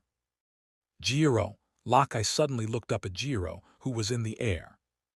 The latter knew that Lakai wasn't simple either, so he immediately attempted to fly back. But in an instant, an idea flashed through his mind. I absolutely must not harm Lakai. Before Jiro could even wonder why such a thought had entered his mind, he found himself instinctively shaking his spiritual energy, even if it meant severely injuring himself, to dispel all the spherical lightning bolts. Poof! The wild backlash of magic immediately caused Jiro to lose control of his flight spell, and he fell from midair. Halfway down, he spat out several mouthfuls of blood. By the time he hit the ground with a loud thud, his face was as pale as a corpse, just like Saul. "You, poof," Jiro tried to ask Lakai something, but after saying a single word, he spat out blood again. The spherical lightning bolts hadn't fully dissipated, but the remaining energy wasn't enough to kill Lakai. Lakai's body was charred black, and it was clear that he wasn't in good shape either. He didn't look at Jiro. Instead, he turned to Saul, his voice hoarse as if his windpipe was clogged with a lump of flesh. "It seems you never believed I was really under your control." Saul, at the same time, fixed his gaze on both Lakai and Jiro. The president of the Mutual Aid Society really isn't an ordinary second-rank apprentice. Could it be that Jiro is the parasitic insect you raised? Lakai smiled, a streak of blood running from the corner of his mouth. "I don't know what you mean by parasitic insect, but there is indeed a parasite on Jiro that I planted." He glanced at Jiro, whose face was full of disbelief. "I didn't want to expose it so early. Now you'll be cautious, and there's no way you'll ever be turned into my puppet again. Ha ha ha." "Can you even control a true wizard?" Saul's alarm bells went off in his mind. "No, even if a second-rank apprentice is powerful, it's impossible. Unless you've been nurturing Jiro as the host of your parasite for a long time." Jiro clearly realized this as well. He thought back on all the years he had spent most of his time interacting with Lakai. He had originally thought he was using Lakai, but he never imagined that he had already been used by him. Jiro was furious beyond reason. Taking advantage of Lakai's momentary lack of attention, he pushed himself with his legs, enduring the pain from his internal injuries, and rushed toward Lakai.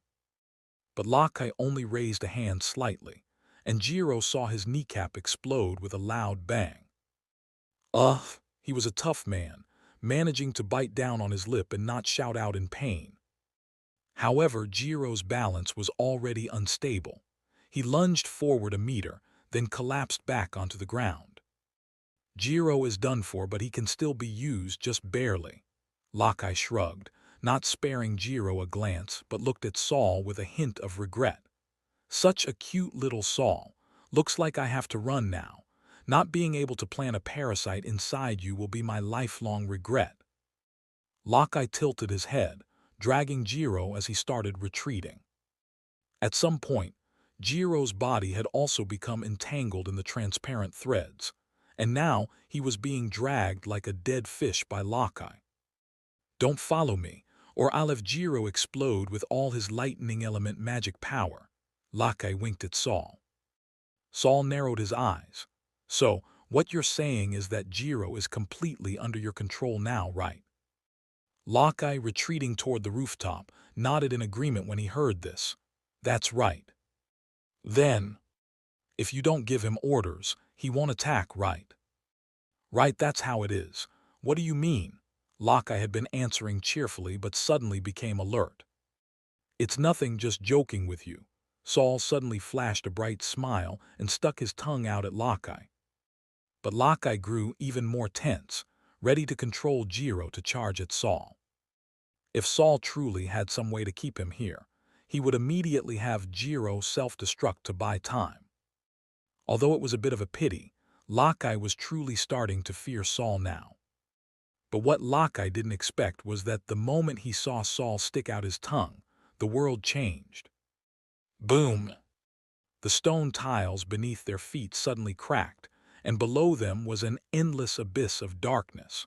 Both Lakai and Jiro began to fall. The wind howled as it blew up from the depths below, growing stronger and colder, slicing through their skin like knives. But Lakai quickly realized that the word "like" was soon to be removed. There really was something cutting through their skin, just like a knife. As he fell, he watched helplessly as his skin, muscles, fat, bones, and internal organs were sliced away piece by an invisible knife. Excruciating pain racked his entire body, and soon even his eyes were split in two. Darkness descended, but the pain never faded. Lakai felt as if his brain and heart were also being sliced. But at this moment, someone enduring such torment should have already died. Why had the pain not yet receded? Why hadn't death arrived? At that moment, a voice rang out in the consciousness that no longer had ears. This is the punishment of slow slicing for Senior Byron and for all those apprentices who died from being controlled by your parasites. A young girl's face appeared in Saul's mind. Was it Jenny or Jenna? He couldn't quite remember. All he remembered was that the girl, after realizing she had been parasitized, had panicked and come to him for help. But when she appeared before Saul, her head immediately exploded, and her remains were devoured by the parasite. At the time, Saul had no idea who had used the parasite, and had thought it was his first enemy, Seed. Now that he thought about it, it was probably Lakai's doing. When Lakai's spiritual body finally shattered into 3,000 pieces, a beam of black light entered the diary. Where is this place? It's so dark. There. Saul opened his eyes and saw Jiro looking at Lakai's lifeless body, which had fallen stiff and motionless. When he looked back at Saul, the arrogant light in his eyes had completely vanished. What did you do? Jiro, still kneeling on the ground, craned his neck to its limit, his eyes wide in fear, trembling as he asked Saul. Saul didn't answer immediately. He lowered his head and stared at Jiro, but his mind was focused on the 5th black page of the diary. Is there any way I can control Jiro? You're not the master of the parasite, so you can't control him as powerfully as I can. But there are a few spells that can make him suffer terribly and force him to obey you. Who are you? Why am I telling you this?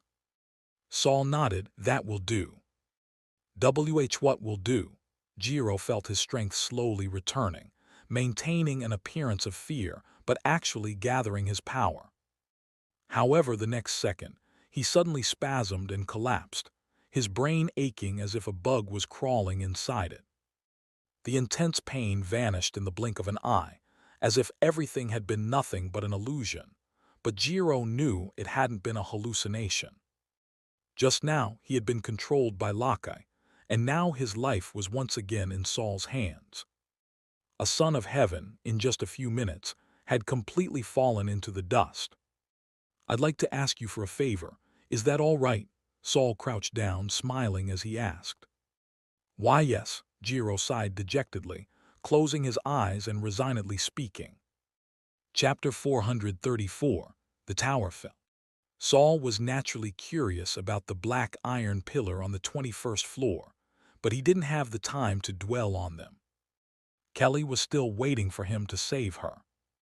Although, at the very least, he had the black book pages to fall back on. After he condensed the 5th page, Saul found his limit increased by one more. It seemed to be due to his promotion to a true wizard and the sharp rise in his mental power, but Saul didn't think becoming a black book page was a good thing. His old partner, independent, autonomous, smart, and strong-willed, definitely wouldn't want to become his servant. Saul set a large fireball to burn Lakai's corpse. Though there might be many treasures on him, it was more likely that there were many parasites. At this stage, Saul didn't want any more surprises. He left with a person in tow, and 5 minutes later, he returned with the same person. It was just that the person had completely changed. The 4 consciousnesses had never seen Jiro and looked at each other in confusion. Saul dragged the person directly to Kelly's side. Byron, who had been focused on his work, finally turned his head to take a look. Seeing the miserable state of Jiro, his lips twitched, but he said nothing. With Jiro now involved, Saul finally began his detoxification experiment. The detoxification idea Kelly proposed wasn't simply about taking medicine. It was about combining toxin removal radiation with bodily function reshaping. Jiro's electrical currents played a major role in this. Good, keep the current stable, Saul said, looking down at the star chart data. Once the values reached the required level, he began to channel his mental power, using himself as an energy source to work with Jiro's electrical current to physically eliminate the remaining radiation inside the metal shell. However, just as the experiment began, the ground beneath them suddenly shook violently. Jiro, already heavily injured, almost immediately collapsed. Kelly's metal body nearly slid off the stone coffin, but fortunately, little Algie acted quickly and caught her. What's going on? Saul immediately looked around and found that cracks had appeared on the walls of the circular laboratory. The cracks were deep, almost piercing through the outer layer of the walls. And this was just the first tremor. Soon the second, even more violent tremor began. The cracks on the wall kept expanding during the shaking, splitting and rejoining. The entire wizard tower seemed on the verge of falling apart. At this point, Saul was already flying in midair, holding Kelly's coffin lid, or else her already serious injuries would have shattered her completely. Saul scanned the room, noticing that the places where the cracks had appeared were mostly around the candle holders. Is there a problem with the candle pipelines? Has the interlayer malfunctioned again? Saul, holding Kelly, looked grim. He had already started the detoxification process. Stopping halfway would cause even more damage. Just then, the previously open door suddenly shut, and then the left side of the door opened. On the 20th floor of the East Tower, the bronze doors usually only opened 2 panels at a time. If only the left or right door was opened, the vengeful spirits in the layers would be revealed. Was it you? Saul glared at the bronze door and shouted. Long, white arms began to stretch out from within the bronze doors. They reached toward the people in the room. Though they didn't immediately make contact, they surrounded them like an embrace, unwilling to leave. It seemed as though they would pounce on the group at any moment, ready to grab one of them. Jiro, who had originally been obediently following Saul's instructions to maintain the stable current, showed no change on his face, but his heart was growing excited. If these arms attacked Saul, did that mean he had a chance to escape? Even though Saul had already become a true wizard, the range of his attacks was still limited. As long as he could escape the wizard tower's domain, or even leave the western region, Saul would have no way of controlling him anymore. Then he could simply take his time figuring out how to deal with the parasites inside his body. Just the thought of the parasites made Jiro gnash his teeth in anger. It turned out that Lakai had planned to use the parasites to control a powerful wizard in order to advance to the 3rd rank.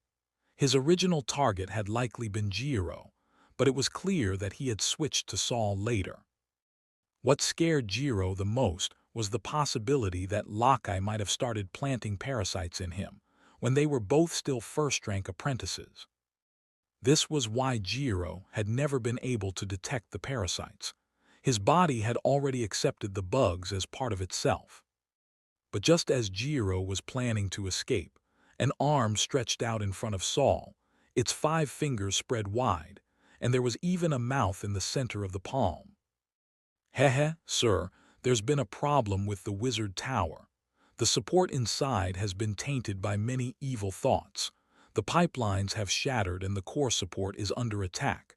Could you think of a way to help? Saul quickly recognized that the speaker was a vengeful spirit from the wizard tower's pipeline, though its state seemed somewhat different from before. In the past, it had only known how to consume, with a somewhat chaotic consciousness, but after the upheaval in the layers, it seemed to have developed some autonomous awareness. Someone sent a lot of delicious food into the main door. It was so tasty. But those foods were not clean. They had many evil thought impurities, which made the arms feel very uncomfortable. Haha. A bright red tongue suddenly emerged from the mouth, licking the skin around the palm.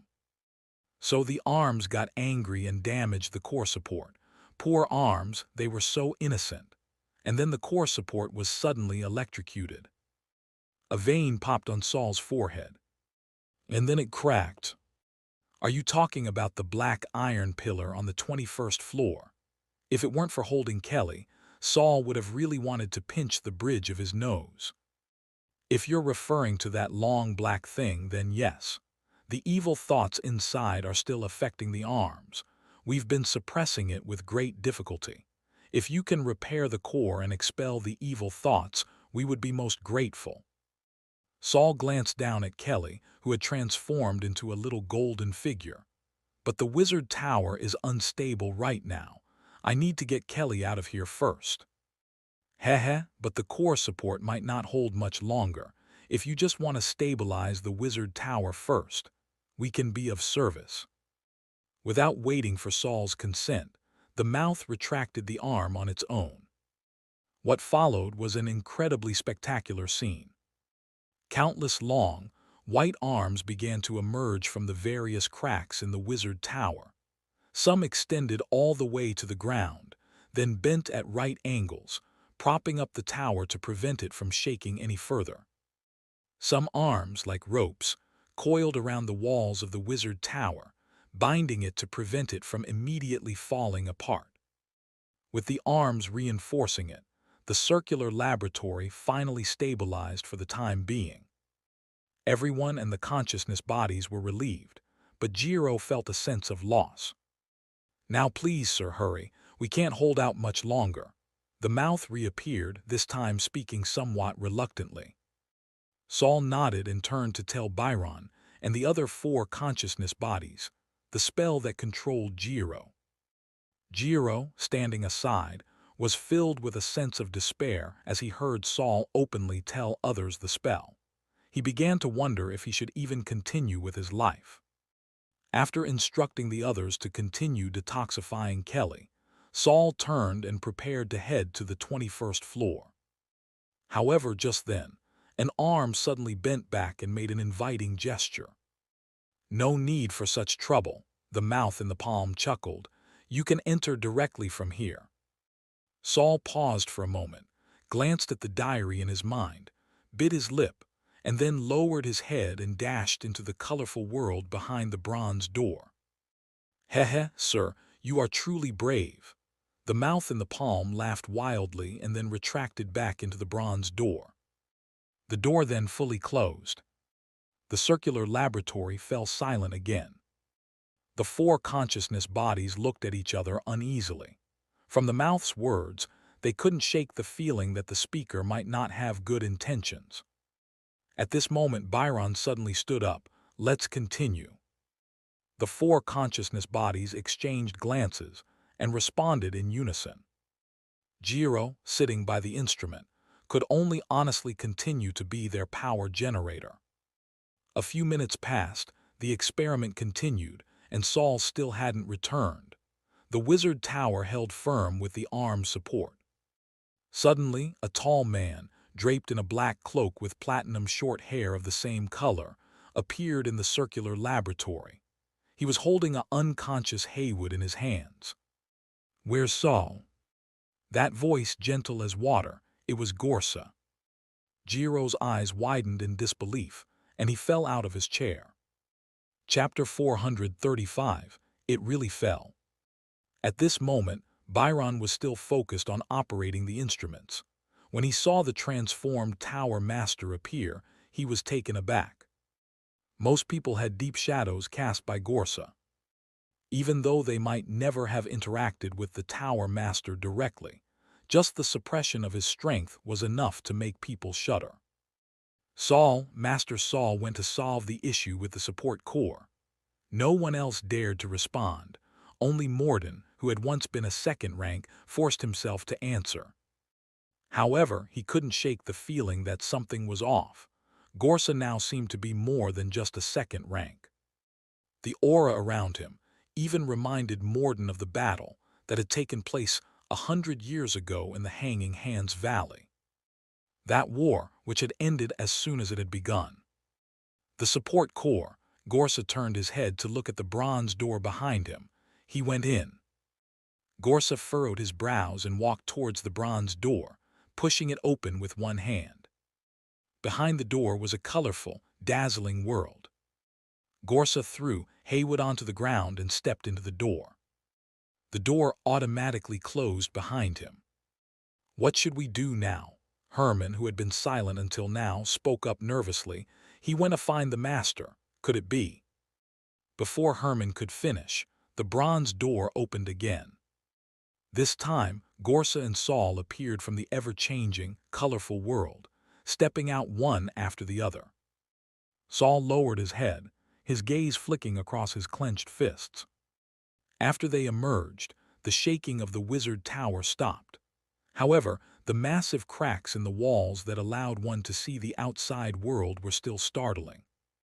"The contamination in the layers is worse than I thought," Gorsa said softly. "It seems this place can't be kept. Once these arms leave, it will collapse immediately." He raised his hand, and the black shadows beneath everyone suddenly transformed into tiny black dots, hopping and jumping as they rushed into the cracks around the room. The room, which had been full of cracks, was now restored to its original state. "This will hold for a little longer, but in 3 hours you must leave." Gorsa helped to repair the laboratory, glancing at Kelly's condition. "After your experiment is over, you can go to the underground laboratory beneath the small garden. It's perfect for recovery." Saul tightly clenched his left fist, his palm holding the object Gorsa had given him inside the door. "I have other matters to attend to, so I won't stay to continue with you." Gorsa turned and picked up Haywood again, glancing at Saul with a faint smile in his eyes. "I hope one day I'll see you succeed. I'll go check on Kira, hopefully she's still alive." Gorsa smiled slightly, and with Haywood disappeared in an instant from everyone's sight. Saul quickly walked up to the bronze door and pressed his right hand against it. After a moment he walked back, deep in thought. He left the wizard tower directly. He really doesn't want anything at all. "Master," Morden stepped forward, lowering his head to speak softly to Saul. "I noticed something about the tower master." Saul looked up, knowing what Morden was about to ask. "He has advanced to 3rd rank wizard." In an instant, aside from the machine still running, the room fell completely silent, as if no one were there. Saul was also lost in thought. If Gorsa could easily advance to 3rd rank, then what did he mean by saying that time was running out? Why, knowing that Yura had problems, did he still force the resurrection experiment? Looking at his expression, it's clear that even though the experiment failed, he feels no sadness. Thinking about the devastating magic and extreme patience that had once radiated from the Tower Master, Saul couldn't help but suspect that Gorsa had most likely been suppressing himself from advancing. But why? Unraveling one mystery only led to discovering another. Saul exhaled a breath, realizing that even after his own advancement to a true wizard, the Tower Master's secrets had not diminished. It was just like what his master had taught him. The more knowledge a wizard acquires, the more they realize how little they truly know. This phenomenon, sometimes, was not limited to mere knowledge. He stopped dwelling on the Tower Master's mysterious actions and walked up to Kelly, who was still lying quietly in the coffin. In a deep voice, he said, "Let's continue. Let's focus all attention on the experiment." At these words, the previously dazed group seemed to awaken from hypnosis, immediately becoming busy with their tasks. Even Jiro had an eager look, his eyes showing a hint of relief. Just moments ago, when Gorsa had turned and left, a wave of warm, sun-like mental energy had brushed past him. Under the comfort of this warm mental energy, Jiro had felt as if he had fallen into an ice cavern. His body and soul felt as though they were being torn apart, placed in two extreme environments. Fortunately, this feeling quickly disappeared, allowing him to breathe a sigh of relief. At that moment, Jiro believed that if he had not been under Saul's control at that instant, the moment Gorsa's mental energy enveloped him, he would have likely died from the unbearable pain. He no longer dared entertain any ill thoughts, striving to be as useful as possible. Byron, along with the others, assisted Saul in rescuing Kelly, though compared to his earlier calm demeanor, he occasionally clenched his wrist and fell into deep thought. Time passed, and the metallic coating on Kelly's body grew thicker. The originally thin shell, almost like paper, gradually turned into a full suit of humanoid armor. "How's it going?" Byron wiped the sweat from his forehead and walked over to ask Saul. "If the blood transfusion doesn't provoke a rejection, Kelly should make it through this time." "It won't happen," Byron said with certainty. "I've performed many blood transfusions before." Although it was unclear whether Byron's blood transfusions had been on others or on himself, the tone in his voice suggested he was confident beyond doubt. "All right, then we'll move to the underground laboratory as soon as possible." Saul was preparing to lead everyone to the underground lab, but as he spoke, he suddenly saw the walls shedding in pieces. Upon closer inspection, the falling fragments were actually the shadows that Gorsa had used earlier to repair the walls. These shadows bounced and hopped back to the group's feet. Only then did everyone realize that when they lost their own shadows, there was a strange emptiness inside them. Now that they had regained their shadows, it felt as if they had fallen back to the ground from midair. Where's mine?" Jiro stared, stunned, at his feet. The small black dots that had clustered together earlier returned to everyone's feet, but his shadow was nowhere to be found. He quickly ran to the wall, reaching out to feel the reappearing cracks, trying to find his missing shadow from within. "Where's mine?" Jiro turned back, confused, and asked the others, only to see that the looks they gave him were filled with a trace of fear. He slowly shifted his gaze and finally saw, sitting dazed by a huge electromagnetic instrument, himself. "My soul left my body." Jiro looked down at himself and realized that his body had become semi-transparent.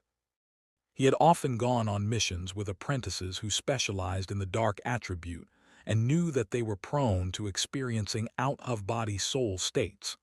Although this was his first time experiencing it, he quickly calmed himself down. If the soul leaves the body by accident, one should stabilize their mental energy, feel the residual mental energy vibrations in their body, and reconnect as soon as possible if there's a mutual resonance. He recalled the information he had received before and slowly walked toward his body. However, as he walked, he noticed that his vision was gradually dropping lower. "Am I shrinking?" He wanted to look down but didn't dare. However, not looking down made him even more curious about what was happening to him. Saul watched as Jiro's soul slowly began to disintegrate, starting from his feet, like the drifting snowflakes falling off a rooftop in winter. When Jiro's entire soul had completely shattered and vanished, Herman trembled and spoke. How did he end up like this?" Anne, arms crossed, looked at him disdainfully. "Whatever he did, the Tower Master knows well. Keeping him alive was just to have him assist the Master. Now that the task is done, he can go die." The others had also guessed a bit, and didn't show any sympathy for Jiro's fate. Though he had chosen to stay neutral when Mentor Ans and the others initiated the rebellion, for Gorsa, neutrality was betrayal. The Tower Master of the Wizard Tower was no kind-hearted individual. For a traitor, even if they were no longer significant, their life would be easily erased without a second thought. After Jiro's soul vanished like flying snowflakes, his body suddenly caught fire without any external cause. In just a few moments, it turned to black ash. It was completely incinerated. Saul took one last look at the scene, and holding Kelly, rushed down from the wizard tower. Once they left, the long arms that had been holding up the wizard tower retracted, and the tower, which had already been on the brink, collapsed with a deafening roar. Even though the group had retreated far, the dust and debris engulfed them. As the dust settled, the small garden near the wizard tower was also submerged. If anyone had stayed behind in the tower, hopping to scavenge valuable materials amidst the chaos, they would now likely be buried forever with the remnants of the wizard tower. Twisted wails echoed from beneath the ruins. And then, one by one, ethereal figures pierced through the rubble and ascended into the sky, gradually turning to blue smoke in the orange-red light of the setting sun. Looking at the ruins before him, Saul suddenly felt a profound sense of resignation. The Wizard Tower, once a force that shook the Western continent, had truly collapsed. Chapter 436, Elf Skin and Black Iron Coffin 1. Saul, a familiar voice called out to him. Saul turned around and saw it was Mentor Kaz. Kaz's neck wound had fully healed, but he still looked pale and exhausted, his mental state especially poor. Mentor Kaz. Kaz looked at Saul, his eyes scanning him up and down, just like when they first met. Sai, who would have thought that you would be the first apprentice to become a true wizard? Kaz shook his head again. Maybe I'm not cut out to be a mentor. Mentor Kaz. Saul stepped forward, wanting to support him. He had always known that Kaz appeared aged, but seeing him today, he suddenly felt how tired his heart had become. I'm fine. Kaz noticed Saul's concern and waved it off, then looked toward the ruins of the wizard tower. I once thought that, even though some of Gorsa Tower Master's methods were difficult to bear, as long as we endured for a while and completed the resurrection experiment, we could still live well. But I underestimated their greed and oppression. The kindling eventually turned into an uncontrollable fire, and ironically, they burned themselves into ashes in the end.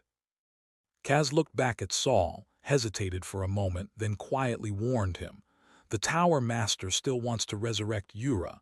He hasn't truly given up. Be careful. Perhaps now he will appreciate your help, but if one day he still cannot achieve his goal, he may turn his sights on you again. I understand. Thank you, Mentor Kaz. Saul understood Kaz's concerns. Saul had once thought that as long as the resurrection experiment was completed, Gorsa would have achieved his goal. But now, it seemed that his desire to resurrect Yura was not to bring his beloved wife back to life. Because if the Tower Master truly loved Yura, he would not have remained indifferent to her suffering. Saul thought back to what he had heard 3 years ago in the puppet's whispers, "Kill me," and he understood that the real Yura had long since been unable to endure the pain required for resurrection. At that moment, Gorsa's usual tender treatment had become a suffocating cage. As Saul and Kaz were talking, apprentices slowly began arriving from the distant forest. There weren't many, fewer than 10. Saul recognized several familiar faces among them. George, his former servant companion, and Kuram, the one who liked to dance with corpses. He was even holding a complete female corpse in his arms. These apprentices were often not particularly powerful, or, like Kuram, loners. They had never been particularly noticeable in the Wizard Tower, but now they were among the few survivors. Of course, there were also some second-rank and third-rank apprentices who had been out on missions and hadn't returned. It seemed these people considered Mentor Kaz their anchor, crowding around him with anxious faces. Only George carefully greeted Saul. Since becoming an apprentice wizard, George had finally understood the gap between him and Saul. He also realized that being a wizard was not a safe identity. Sometimes, power and terror grew more dangerous with strength.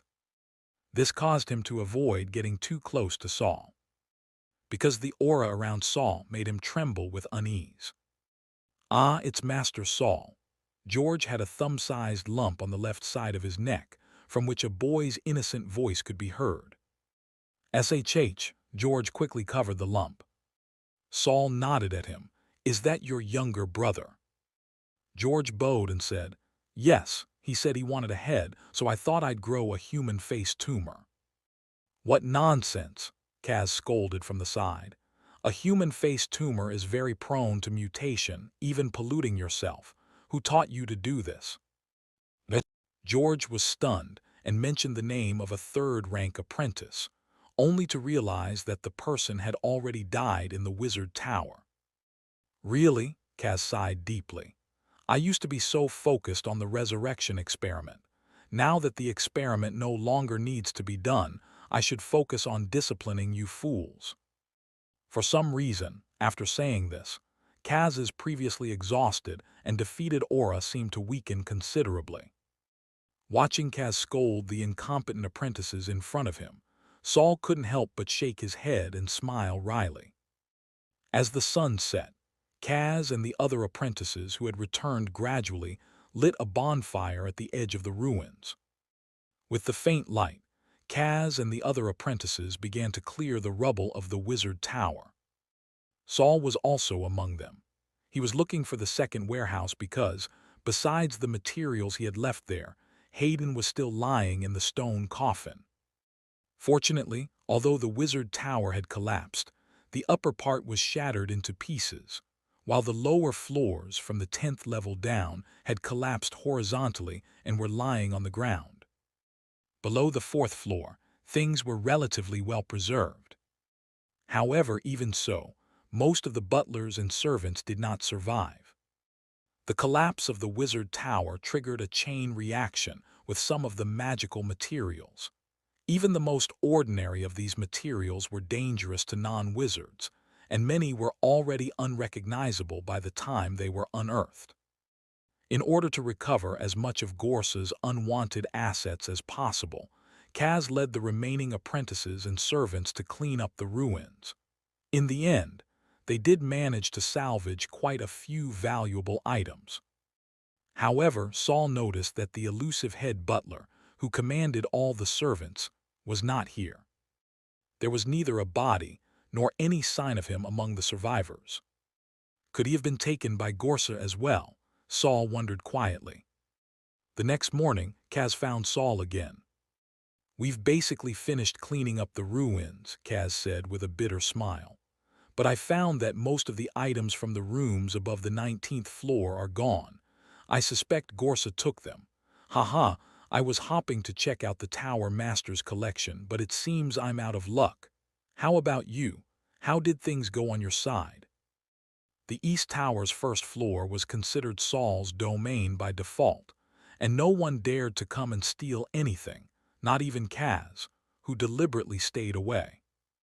After the wizard tower collapsed, the bronze door lost its activation. Some of the materials in the first warehouse were not contaminated, so I picked a few things, and I'll leave the rest for you, Mentor Kaz. Kaz didn't refuse. The irresponsible tower master had already run off, and if he still wanted to look after the surviving apprentices, he would need plenty of supplies. The second warehouse. You can take whatever you can from the second warehouse. The materials there are quite dangerous. Even third-rank apprentices aren't supposed to use them casually. Saul was tempted, but he truly didn't have a bag large enough.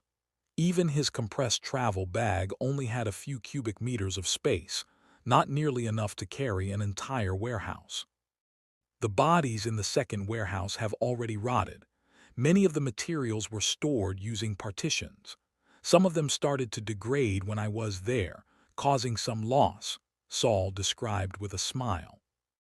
I still took some with me, and there's plenty left, so I'll leave it to you, Mentor Kaz. That's fine. It's dangerous for you to carry it all anyway, Kaz accepted once again. After a moment he asked, Saul, are you planning to leave? Saul didn't deny it.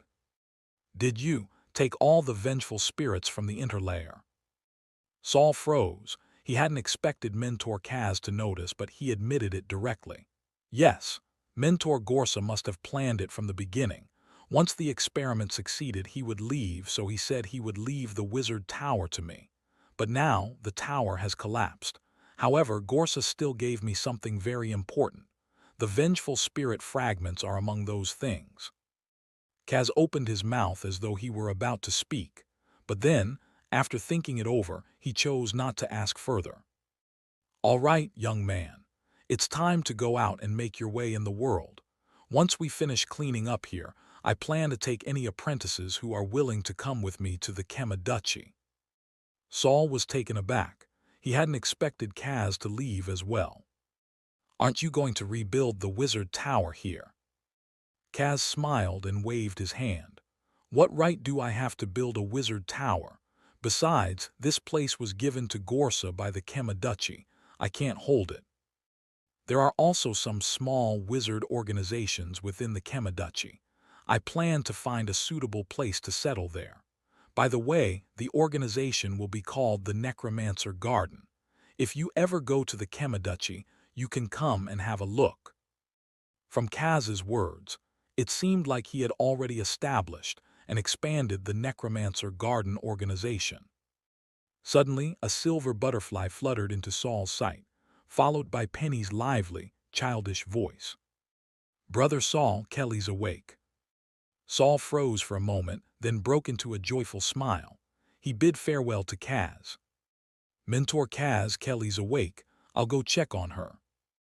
Go ahead, go ahead." Kaz waved his hand quickly. Saul followed the nightmare butterfly, jumping directly into a large pit from the original small garden. Before hitting the bottom, a black tentacle as thick as a thigh reached up to catch him. Saul jogged over and saw Senior Byron there as well. The two nodded to each other, and Saul immediately rushed to Kelly, who was in her metallic shell. "Kelly, you're awake." Because of the metal armor, Kelly's voice came out muffled and buzzing. "Quick, help me open a few holes. I'm about to suffocate." Chapter 437, Elf Skin and the Black Iron Coffin 2. If it weren't for the fact that Kelly had just cleared the radiation contamination and was still quite weak, Saul would have loved to tease her, asking her where she wanted the holes to be made. However, he still honestly extended his hand toward Kelly's mask. "Let me take off the metal on your face for you." "No, no, no." To his surprise, Kelly repeatedly protested. "I still feel some residual radiation in my body." Indeed, after all, it's radiation against radiation. Even blood transfusions can't fully replace the whole body. You'll probably need to lie down for a while longer. This is actually a great opportunity to merge the remaining radiation into my body. I'm trying to advance to 3rd rank. Don't touch me, okay? Saul quickly agreed, but still found it strange. Why do you want to merge the radioactive toxins into your body? Doing so could likely cause the radiation damage to be absorbed into your body as well. It was like how Monica, with her strong lightning-based attacks, still had her body's surface charred because she couldn't control the excess electricity. There's not much radioactive toxin left now, and it's actually a great opportunity. I was thinking about this plan in my dream. It's feasible. Saul grimaced. Plans thought up in dreams were generally illogical. However, Kelly's idea did have some basis. It was similar to how a vaccine was used to introduce a mild version of a virus into the body, allowing it to adapt and build immunity. If Kelly was going to continue studying alpha toxins in the future, having some resistance to toxins would be essential. "I understand now. How can I assist you?" Next, Saul set up a metal refining magic formation for Kelly and gave her a few Heart's Guardians to protect her life. He didn't forget to make a few ventilation holes in her mask, allowing her to breathe. Another busy session later, when Saul left the underground laboratory, the day had gone from light to dark again. As soon as he stepped out, he saw Byron sitting alone above the underground laboratory, flipping through a book. It seemed like he was standing guard for Saul, making sure no one else entered the laboratory. Saul walked over and sat on the ground, noticing a small pile of companion flower seeds next to Byron. Byron looked up from his book and noticed Saul's gaze. "Companion flower seeds. I exchanged them for some of my remaining credits with Mentor Kaz. Are credits still usable at a time like this?" Byron nodded. Mentor Kaz plans to carry over the credits to his necromantic garden. If someone doesn't want to follow him, they can redeem their credits at a discount. I exchanged some for books and materials. These seeds might be useful to you, so I'll give you some. Sounds good. Just deduct the corresponding amount from your notes. Saul didn't hesitate and immediately grabbed a handful. After all, no one could tell what kind of a tribute the fruit of the companion flowers would have until they bloomed. Once he stored the seeds, he saw Byron pull out the familiar little accounting book from his chest. However, instead of recording the credits, Byron suddenly ignited a small fireball and burned the book to ashes. Watching the dark gray ashes drift into the chaotic soil of the small garden, Byron turned his head and said to Saul, "We don't need to keep accounts between us." Byron then lowered his head and continued reading, thinking to himself, "After all, it can't be repaid anyway." Saul shook his head and smiled, his gaze falling on the book Byron was reading. To his surprise, it was one of the rare books about elves. If this book was also exchanged with Kaz, it must have cost quite a lot of credits. "This book was given to me by Mentor Kaz. He seems to have recognized the attributes of my new skin. Books about elves are forbidden for ordinary people, but now I don't have to worry about it anymore." Only then did Saul have a chance to ask, "I still don't understand. Byron, how did you recover?" Because Kelly's situation was urgent, Saul had never had the chance to properly ask Byron. How did he go from having just a head to returning to being the normal, expressionless senior? Now, Byron was wearing the head of the Elf King. When Concha wore this head, she appeared as an incredibly beautiful woman, one that matched everyone's aesthetic preferences. Byron shifted his gaze from the book to the pitch-black walls of the underground laboratory. "You know, that layer of skin is actually my locator device. Though it gave me a chance to survive, losing the locator device also caused my rank to drop from 3rd rank to 2nd rank." Byron had fled into the interlayers, avoiding the watchful eyes and lurking dangers. At that time, he was confused, unsure of what to do even if he survived. Just at that moment, Saul appeared, not only rescuing him from the perilous interlayers, but also giving him a new path forward. The most important thing was that Saul had also given him a very rare magical material. At first, Byron didn't even know where he was, only that it felt extremely cramped.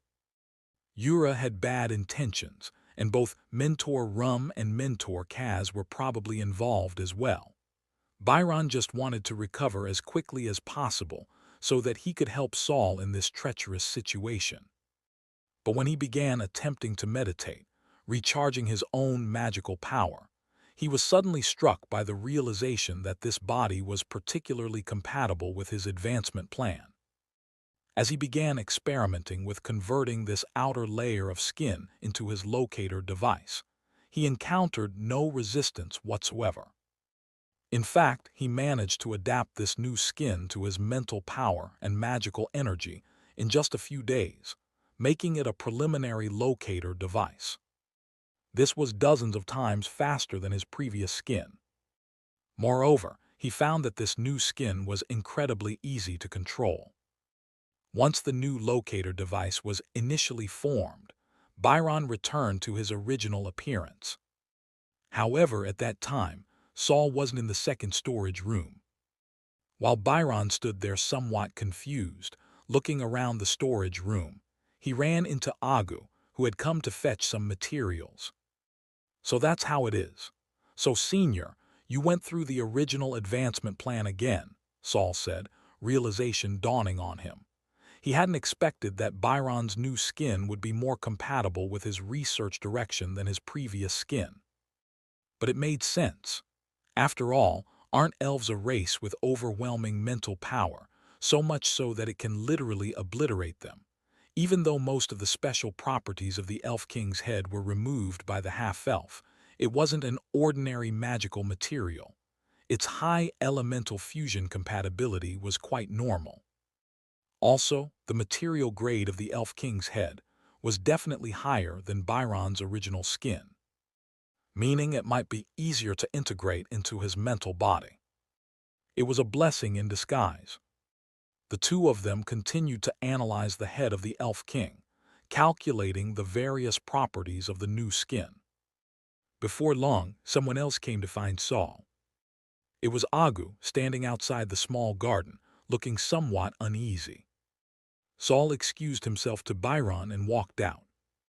After Saul left, Byron took out the book related to elves and started reading.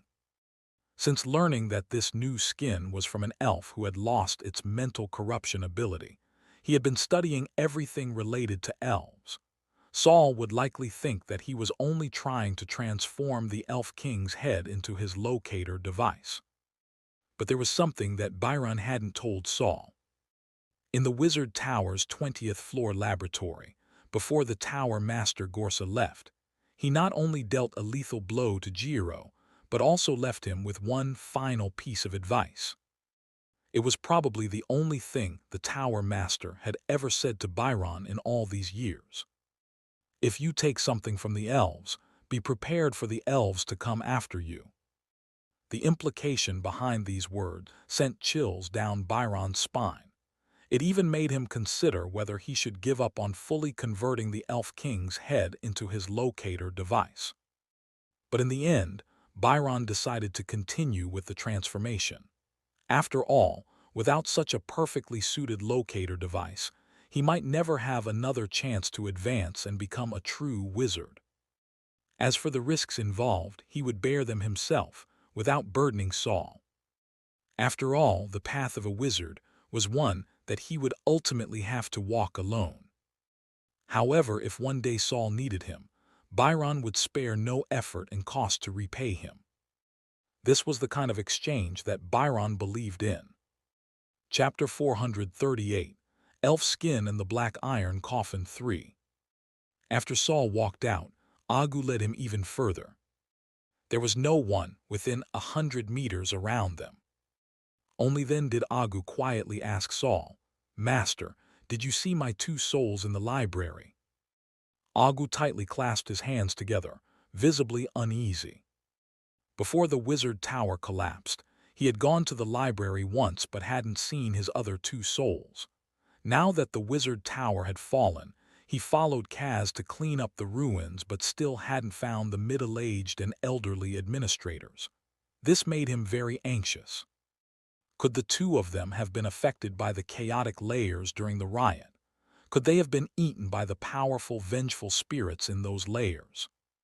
To allow him to come out and find Saul, the other two had almost given all their strength to him. Now, without the protection of the library, they might not be able to handle a regular vengeful spirit. The more Agu thought about it, the more nervous he became.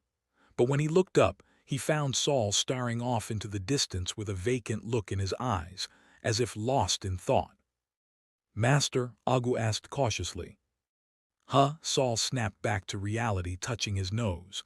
"Don't worry, all the vengeful spirits from the wizard tower, they're all with me."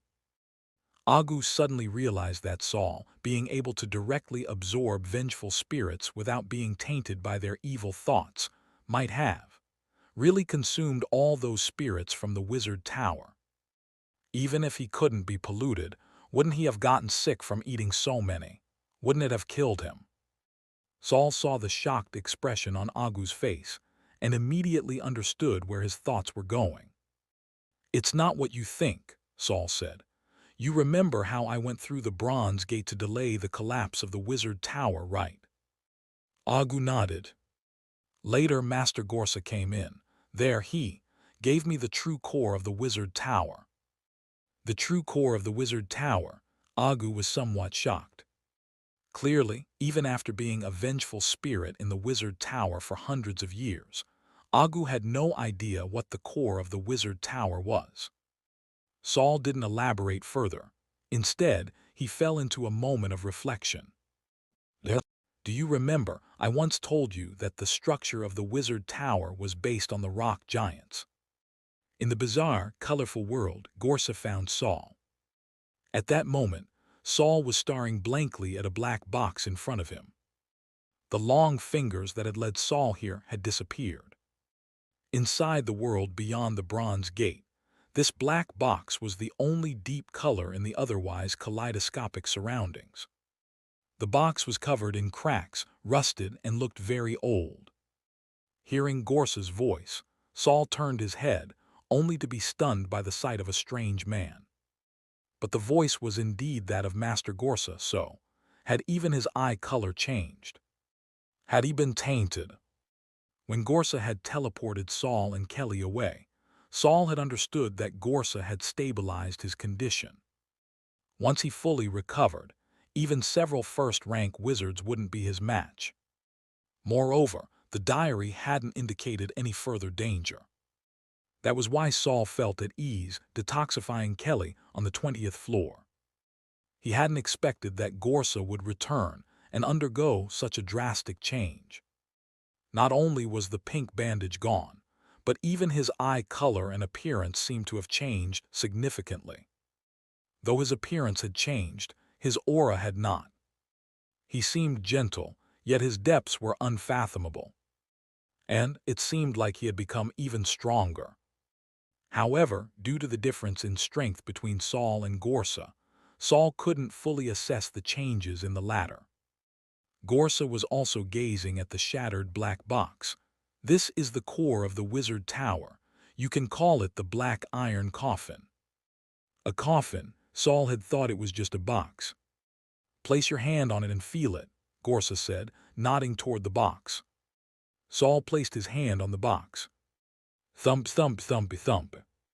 Saul's eyes gradually widened. This is a heartbeat. You can think of it as a heartbeat. It was created using the life-infused black iron and some special, rare magical creatures based on the structure of the rock giants. Though it's called a coffin, it's... Well, Gorsa paused with a slight smile. It is indeed a coffin. Many lives are buried within it.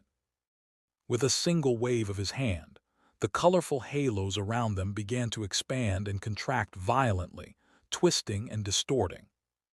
Then, within these colors, black substances suddenly began to extricate themselves. These things were thick and foul-smelling, with faint murmurs and groans emanating from within.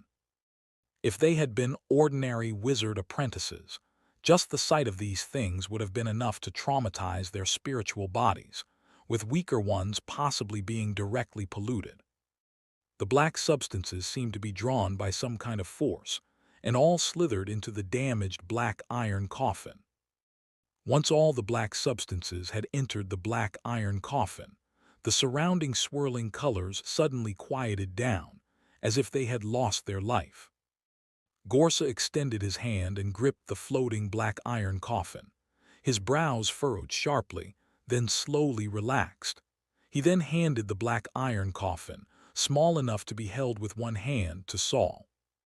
I originally intended to leave the entire Wizard Tower to you, but I thought, instead of using someone else's things, you'd probably prefer having your own Wizard Tower. My own Wizard Tower?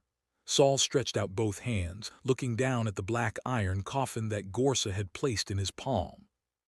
The black iron coffin, originally larger than his palm, suddenly began to shrink when it fell into his hands. As its size compressed, the cracks on its surface closed due to the pressure, and the rust fell off. It eventually transformed into a small iron block that could be firmly held in a fist. This is the core of the Wizard Tower and also its embryo. Of course, it's no longer as pure as before. It contains all the vengeful spirits from the layered sections, as well as the spirits from places like the library. Gorsa retracted his hand. But it may not be a bad thing for you. After all, you've already started stealing from home, haven't you? Saul was at a loss for words. He considered himself quite courteous. At the very least, he hadn't emptied the candle's pipe the moment he realized he could directly absorb fragments of vengeful spirits. The Wizard Tower probably can't be saved, Gorsa said, somewhat nostalgic but not sorrowful. After I leave, you can freely distribute whatever's left in the Wizard Tower. If you don't mind, you can leave something for Kaz. That old man. He's a bit too naive." "I understand, Master." Saul gripped the black iron coffin tightly with his right hand. "But Master, how do I turn this into my own wizard tower?" "Find a suitable place, plant it. It will connect with your spiritual body based on the materials you provide and become your sanctuary. Of course, it might occasionally become a burden like it did for me." Gorsa slowly turned around, his platinum eyes fixed firmly on Saul. His gaze still put immense pressure on Saul. "Saul, if you're not satisfied with just being a first-rank wizard, if you want to explore more profound and soul-related secrets, if you want the power to speak your mind in the future, I suggest you build your wizard tower in the borderland." Saul looked up, blinking. "The borderland? Is that the place where even true wizards have to tread carefully, filled with death and corruption?" Yes. Coming out of his recollections, Saul raised his right hand, showing Agu the black iron block in his palm. "They are here. Once I rebuild my wizard tower, I will reunite you with the other two soul fragments." Not only that, Saul intended to have Agu merge with the other two souls and return to his complete, original self. The original Agu had lived through the previous and current masters of the wizard tower, but due to the long-term soul fragmentation, he had lost many important memories. If Saul could restore Agu's memories, he would certainly help him in the future to establish a new wizard tower. After comforting Agu, Saul returned to the underground laboratory. Kelly's condition had stabilized, and the rest of the progress would have to depend on her.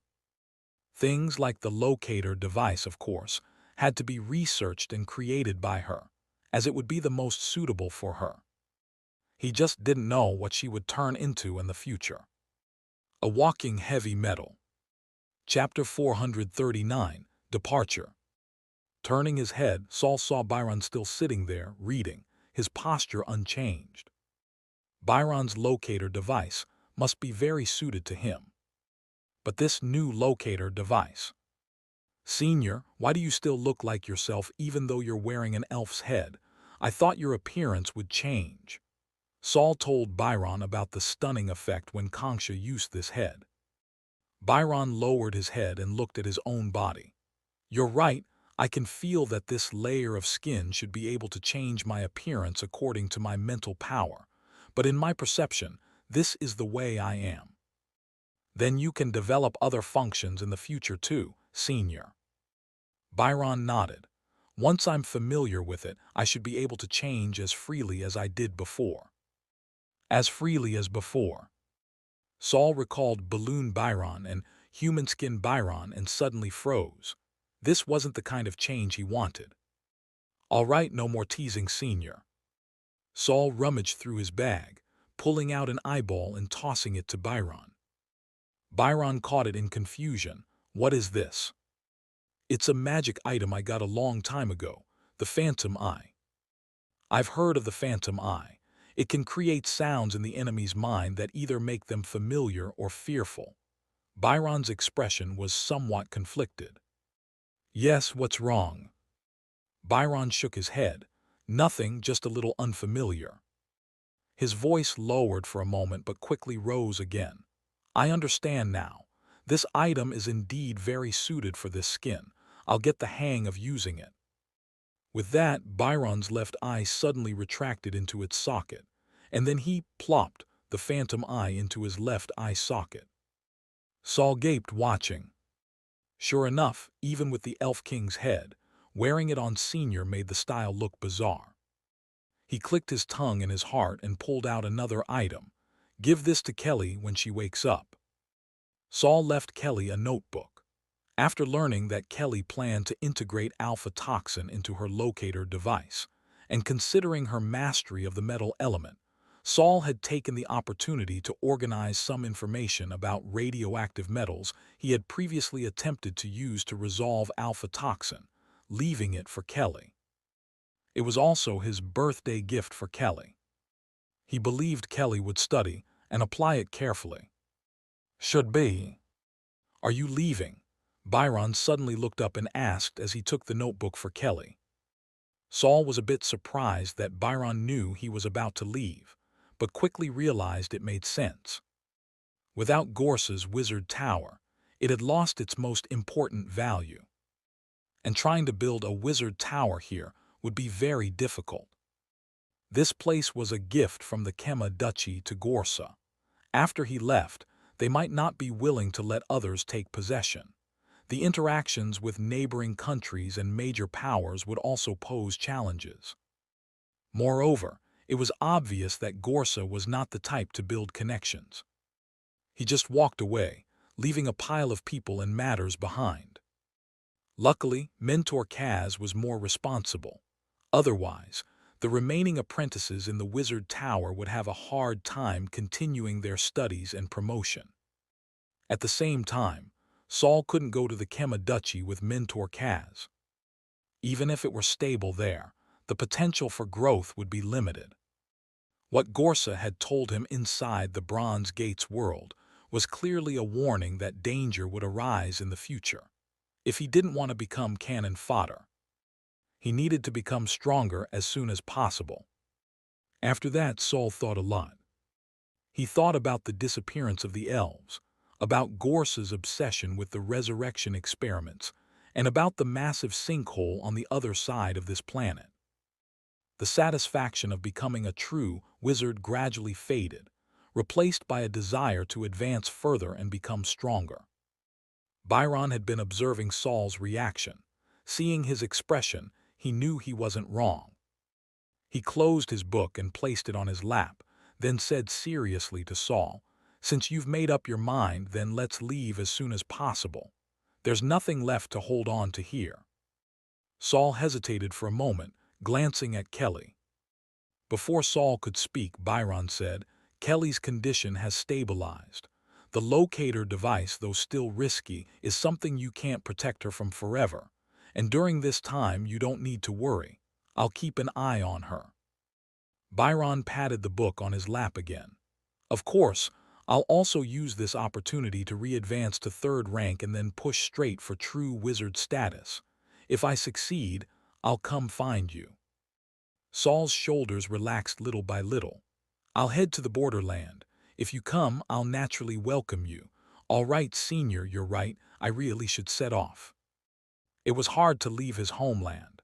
Even though he had only stayed here for a few years, he had experienced so much and grown so much. Leaving still made him feel a little sentimental.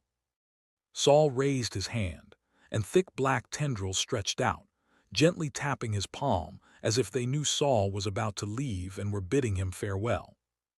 "Little Algie, I'm leaving here and I don't know when I'll be back. Will you stay or come with me?" Saul spoke in a low voice. Unlike Penny and the 4 consciousness entities, the soul-devouring Myers' main body was here, and it hadn't been sealed by the diary. Over the years, Saul had never signed any master-servant contract with Little Algie, so Little Algie was actually a free being. A black tentacle, as thick as a forearm, suddenly emerged from the back of Saul's neck. The tip of the tentacle split into a shark-like mouth, clicking its teeth at Saul. Then it spiraled around Saul's neck, twisting until his neck became a ball larger than his head. "Don't pretend to be dumb with me." Saul started to laugh midway. "All right, I get it." Little Algie had no intention of leaving Saul. In fact, it was likely preparing to strangle him. For this, it even gave up the huge tentacles that had grown in the underground laboratory. Too heavy, it couldn't move them. Saul finally packed up his belongings and left the ruins of the Wizard Tower early the next morning. When he left, he didn't say goodbye to anyone. The only person who knew Saul was leaving, Senior Byron, didn't come out to see him off. It was as if Saul had just gone on an outing and would be back soon. He originally wanted to take Hayden with him, but after Byron checked Hayden's condition, he deemed it unwise for him to travel, so he left him with Mentor Kaz. After all, Hayden was also Mentor Kaz's student.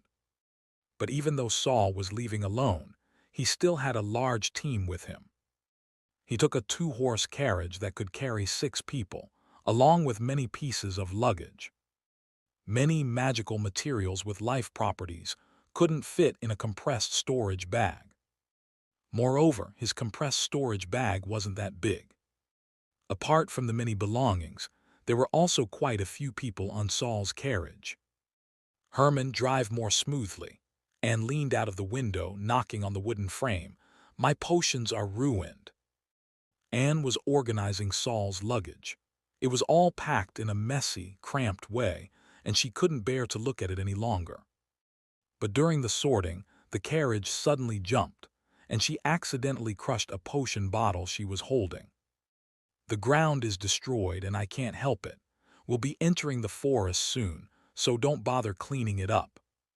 The longer they spent together, the more familiar the consciousness entities became with each other. Their conversations, naturally, weren't as polite as before.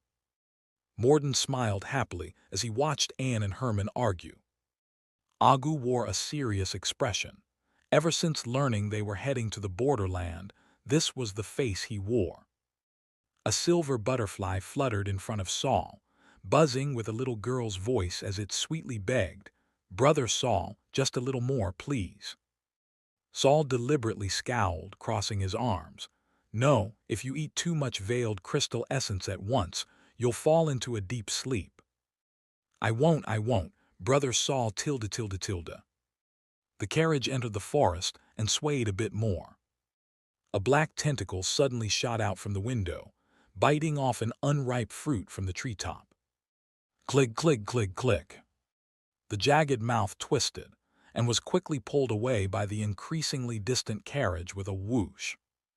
The sunlight grew brighter as it filtered through the leaves, casting beams of light down. A sigh echoed in the air, filled with tiny specks of dust.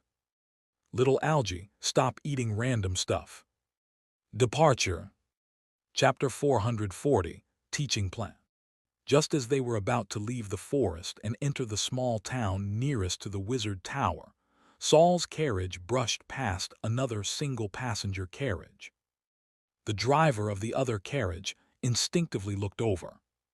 The hat on his head was suddenly knocked off, and a white mushroom wriggled desperately on top of his head. The driver's expression changed, and he shouted toward the gradually receding two-person carriage, "Lord Saul, is that you?" The two-person carriage didn't come to a full stop, but its speed slowed. Seeing this, the driver quickly turned his horse around and gave chase.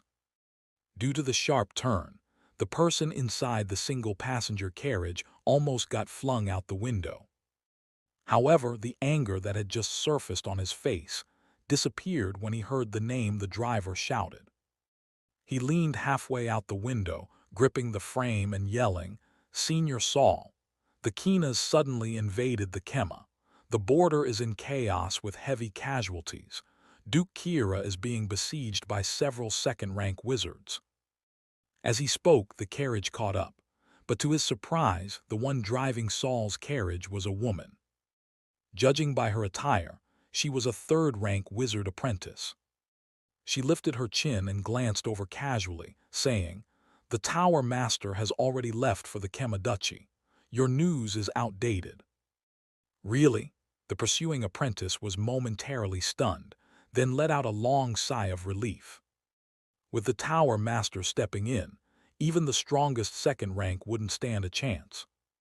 He withdrew into the carriage and told the driver ahead, "You did well, but no need to chase any further."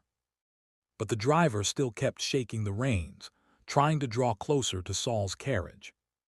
"Lord Saul, are you heading out on a journey?" When the driver managed to pull up alongside Saul's carriage window, the mushroom-headed driver asked anxiously, "So it's you?" Saul finally stuck his head out the window and saw the familiar face of the driver, along with the anxious, wildly swaying mushroom on his head. "Yes, I might be gone for a long time," Saul replied with a smile. He was a bit puzzled how the mushroom driver had figured out he was going on a long journey. The driver became even more anxious. "Then, my lord, please let me drive for you. It's a long road ahead." He glanced at Herman, who was sitting in the driver's seat. You might need a more professional driver. That wizard there could then be freed up to help you with other matters. Saul's final destination was Borderland. Though he planned to visit other places along the way, the driver following him could very well die on the road. Saul didn't answer right away.